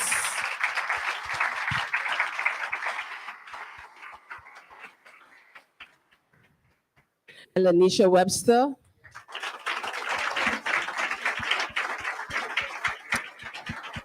This plaque reads, "Congratulations to Takia Bourne for being committed. We appreciate your hard work in the NYP Accelerator 2022. Excuse me. We're gonna either fix it or we're not. And then we have Lanisha Webster. Lanisha would come here right after her job placement at 2:00 in the afternoon and work and stay here until 6 p.m. in the evening and then go home afterwards. So thank you so much, Lanisha. I'm so proud of you. And I'm not sure, is Keon Mills here this evening? No. And Shinamisa? No? Okay, we'll make sure to get their plaques to them as well. So we appreciate them. Please give them a big round of applause.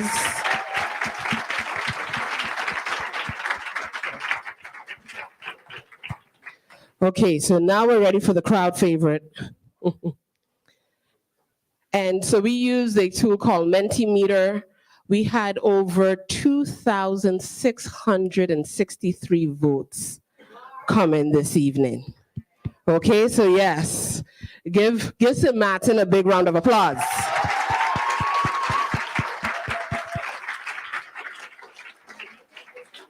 And this is a live feed. 2875. Oh, well, the vote, we need to cut out the voting just now. But we have. Where's the control?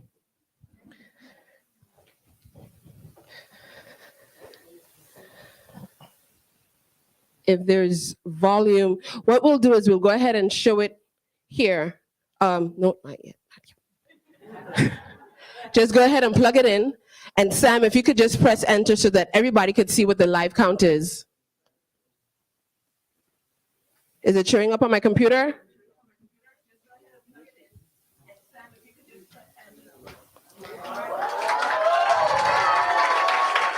Congratulations to Smart Hacks. Come on up. Prime Minister, I would like to invite you.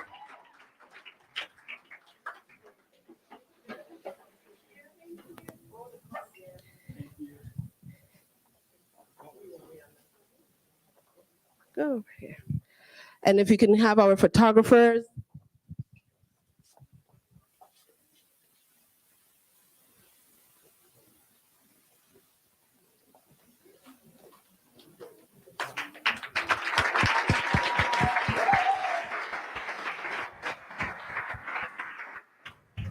Thank you so much. You deserve it. Congratulations. You could go ahead and have a seat. And that's yours. Congratulations. Thank you so much, Prime Minister. We're gonna do the grand prize. Yes. So we'll do the grand prize, yeah. So we use this tool, Mentimeter. We sent out the link a few days ago. We encourage many of you to share it within your family circle and all of that. And how much was it? 2,878. Yes, I do need to stop the voting now, but thank you so much. See how wonderful that was? Y'all saw it live. I didn't make it up. So Maarten voted, and this is who won. Congratulations again to Smart Hacks.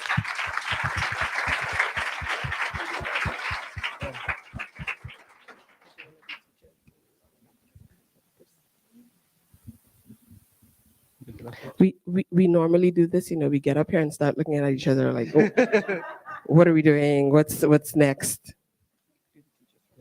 Okay, so I'd like to invite some of the coaches up here that did extraordinary job in making this a possibility, and also 2 teachers who were here every single week. So I'll start with the 2 teachers.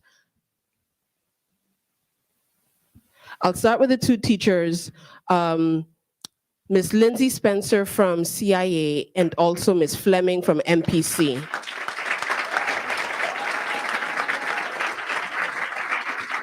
Come. Can a representative from CIA come? Yes, come, Miss Jody. That's fine. You can receive it on her behalf. This is Miss Jody Baker, the principal of Caribbean International Academy, CIA, who will receive it on behalf of Miss Spencer.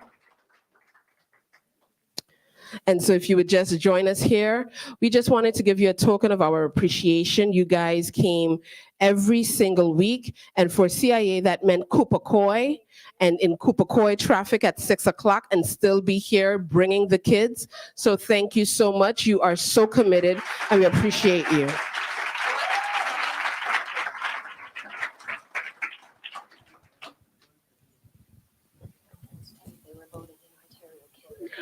Okay. So they were voting also in Ontario, Canada as well. Okay. Ms. Baker's like, I wanted to tell you they were voting there as well.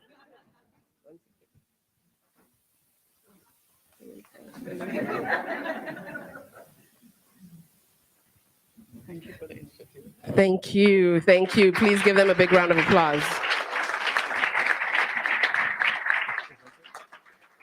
So also, I'd like to invite Mrs. Rosen Sandiford from the Director of the Bureau for Intellectual Property of St. Maarten. Thank you so much for being one of our coaches.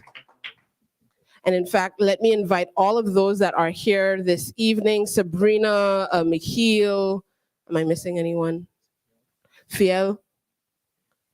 I think we have Damien Smith. Damien Schmidt. But I have something for Damien later. So, okay. So you could talk about them while I get the gifts. That's typical Ife fashion. We had, yes, so every week on Thursday from 6 to 8, we had different classes. We had from Damien Smith, Ife, and myself, the lean model canvas. Phil did media marketing, social media marketing, and video processing. Social media marketing, video processing, and he was actually nervous to give the class to the students initially. And everybody knows me, the lady with intellectual property.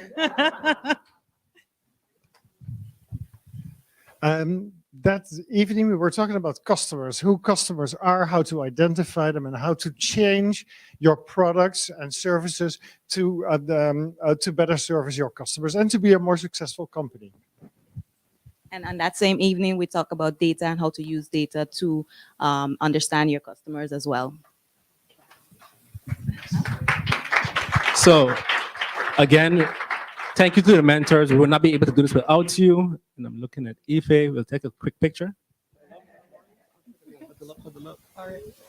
Let me hop in here.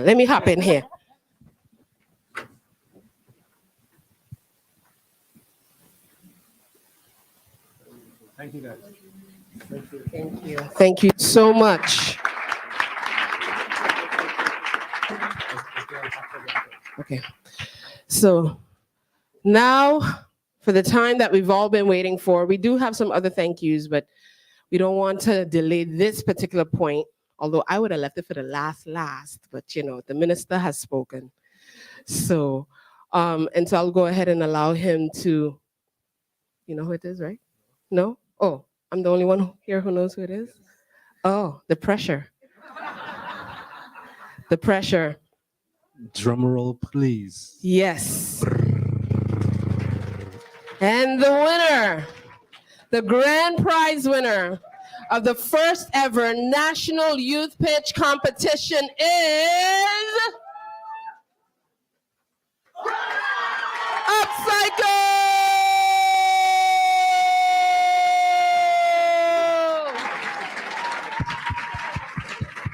Come on up, come on up, come on up.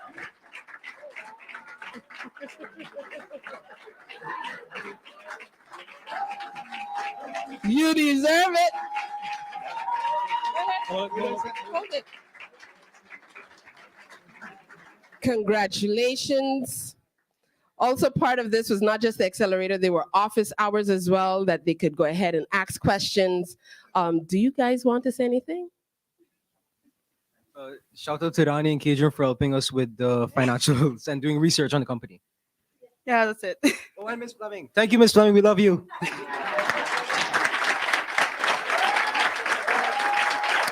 Not only will they win 10,000 guilders, but they will also be part of Islandpreneur 2023. Yes, give them a big round of applause. And they will be traveling to a place that I'm still not going to share yet, but it's exciting. We've been working hard on the back end. But they will be doing a trip abroad in summer of 2023 to meet other entrepreneurs and investors abroad.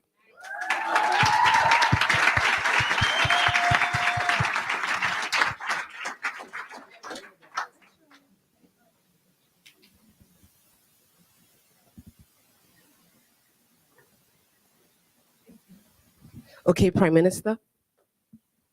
Yes, so Minister of Finance was seeing me getting excited about a couple of presentations. I mean, I think, first of all, give everybody a big round of applause.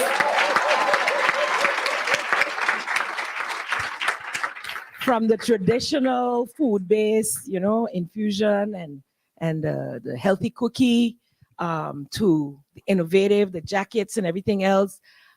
This one and the agriculture, like I had a hard time choosing between them because they're both sustainable businesses. And it's something that for me, we need to do a pitch just for sustainable businesses, because for me, it's like we have to figure out a way to do things that are going to keep the earth green. And so this one is right up my alley. The government of St. Maarten has its plastic free by 2023, which is pushed back because pushed forward.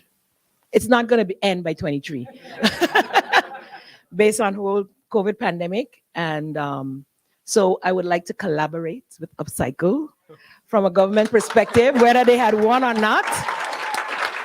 And as you know, we're also finalizing, it doesn't fall within my purview per se, but again, sustainable development and the grander vision for St. Maarten, the agriculture platform app, especially post-COVID, you saw a huge community awareness for food and a lot of people, Home Growers Association, and Denisio Wyatt is just an awesome human being among other local farmers who need help. And so I really would like to say that even though you didn't win, that I would like to connect you with our Department of Buck that falls within General Affairs, both of you, as well as with the Department of Agriculture under the Ministry of TEAT. They are finalizing their agriculture policy. It has to be presented to the Council of Ministers. So in any way that we can, because we're trying to brainstorm on how to make farming sustainable on St. Maarten. So this is something that has our attention. We're a small island and we need to be able to feed ourselves. So between the plastic, cleaning the country, and bringing awareness, I'm sure you're willing to work with us on that. So at least two groups for sure can collaborate directly with government and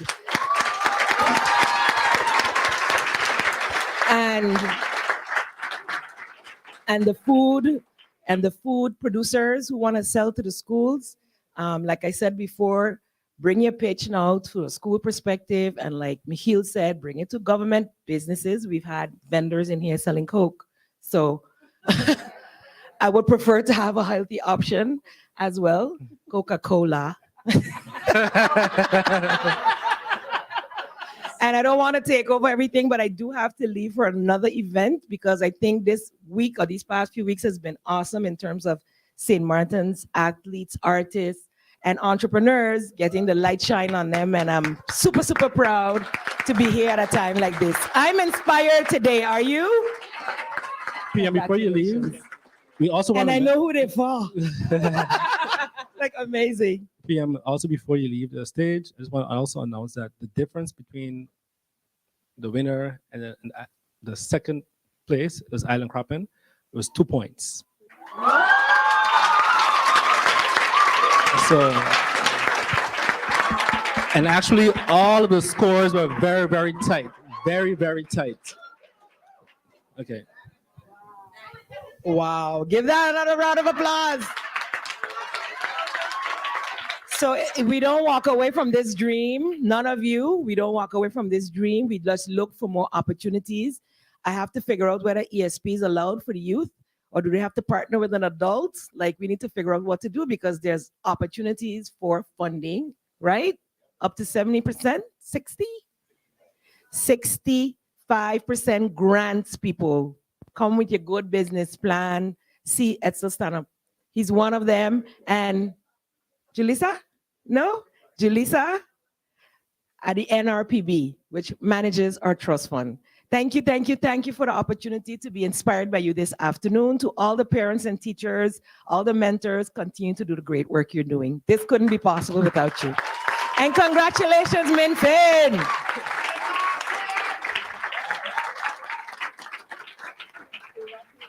To have a seat, you can go ahead and have a seat. Congratulations. Let's give them a big round of applause. Thank you, PM, for being here. We appreciate you spending your time with us this evening. We know that it's a very busy period. Now, we're coming down to the wire. We do have snacks and all of that available for you in a second, but I have to say thank you to a few people. Am I missing anything on the schedule? Are we? Okay, good. So just making sure that we're at the point where we're supposed to be. First of all, where is Marisha or Kenty? Can you give me some of those lovely gifts? I'd like to say thank you. Thank you also to our judges. Can we give them a big round of applause this evening?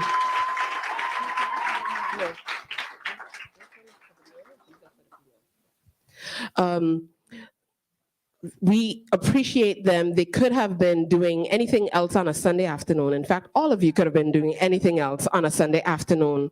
A good friend of mine was like, if you like stress, now Sundays are for beach and relaxing. Why are you doing this on a Sunday? But I want to say thank you to our judges. Their job was not easy. And so thank you so much, Alain. Thank you so much, Glenn Carty. Thank you so much, Tina. Thank you so much, Jessica Rogers. And of course, our head judge. Thank you so much, Minister of Finance, Honorable Artwell Arian.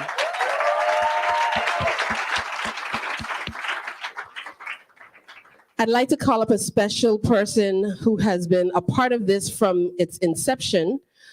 Damien Schmidt, can you please come up here, please? Yeah, give him a big round of applause. Damien, among other things, is a core part of the Islandpreneur team, and he's been advising on the back end. He did the first session where all of these kids learned about the Lean Model Canvas, and he's been a great support throughout it all. So Damien, thank you so much. I just want to give you a token of our appreciation. Thank you. Yeah, you can give him a round of applause. We're doing pictures.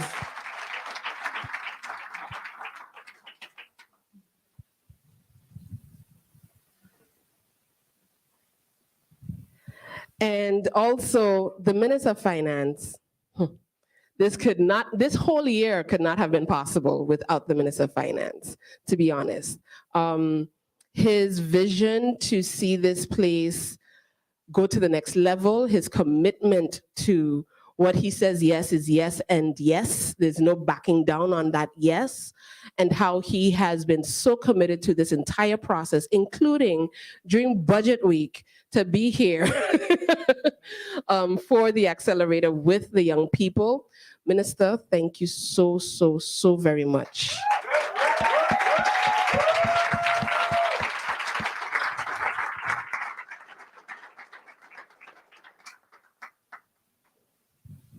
He's a true partner. So I'm going to go down the list. If I forget anyone, charge it to my head and not my heart, right? Thank you so much for the host. Wasn't he an incredible host this evening?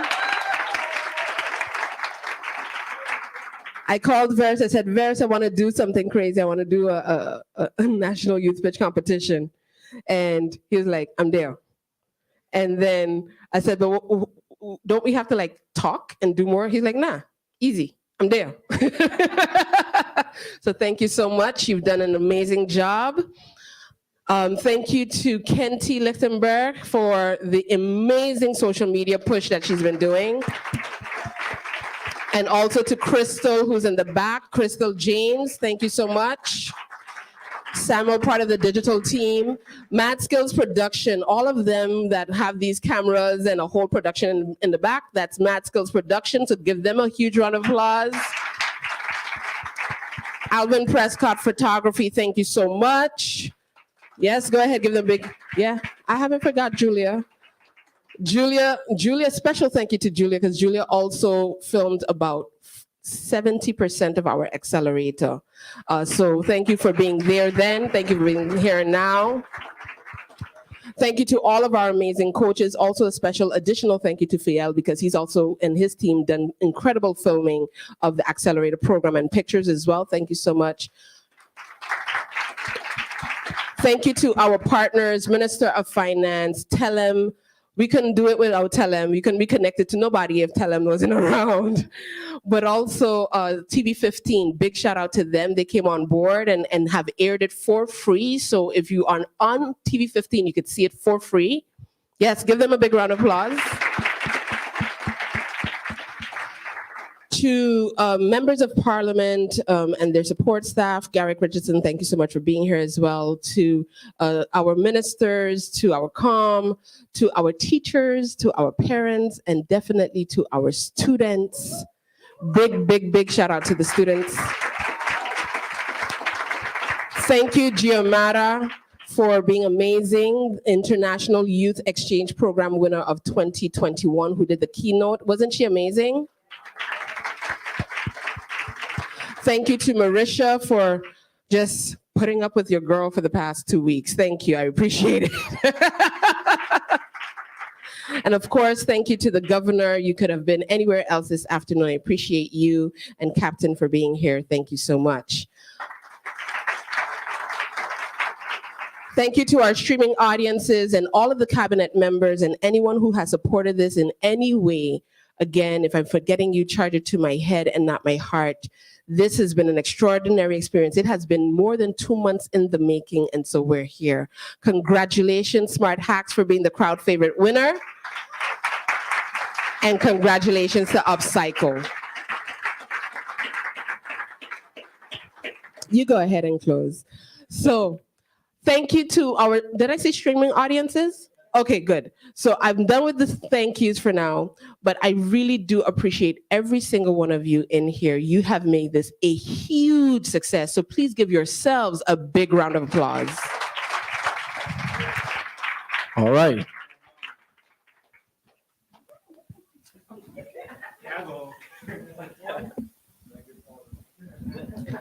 Once a child, always a child. Eh?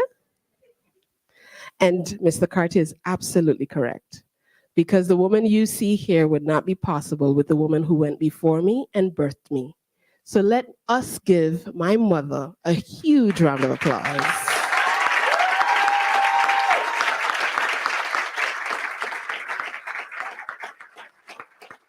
True story, I was about 15 or 16 years old when my mom did the first ever St. Maarten Small Business Convention and Expo. We had partners like Merrill Lynch and Entrepreneur Magazine. This was held at the Great Bay. The first one was in Maho, and the second one was at Great Bay. And my mom said, okay, you do the youth entrepreneurship thing. I was about 15 years old. I had to run that entire division by myself. And so that has birthed and sparked my passion for this. So truthfully, Mom, thank you.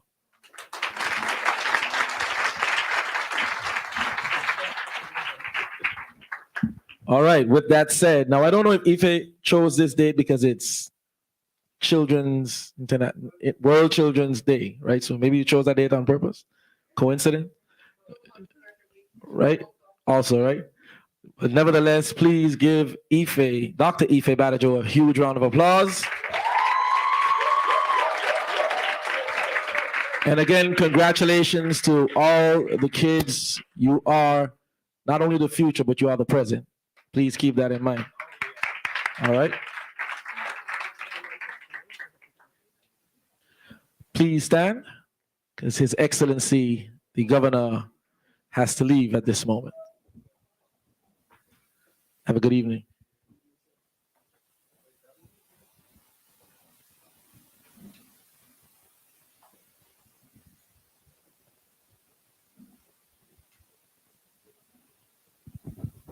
All right.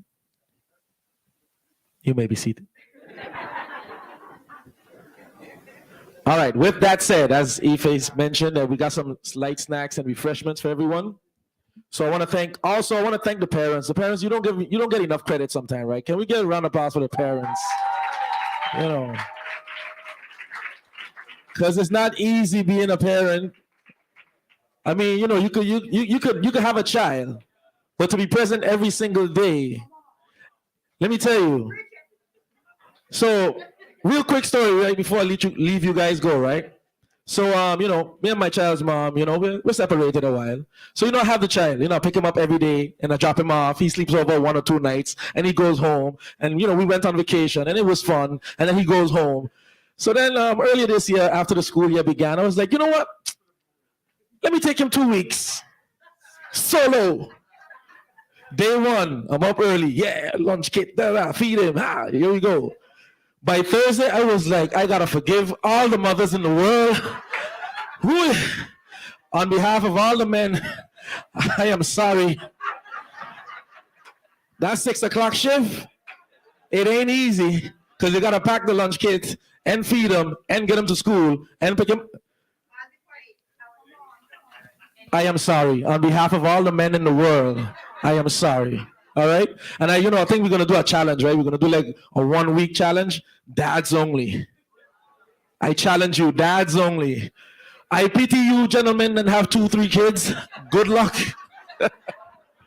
But nevertheless, really, truly, congratulations to the parents and to the youth. You are the present, you are the future. On behalf of the entire team, judges, thank you so much, everyone that's been here. And thank you guys for, choosing me to be your host this evening. Thank you so much. Do take care. Enjoy your evening.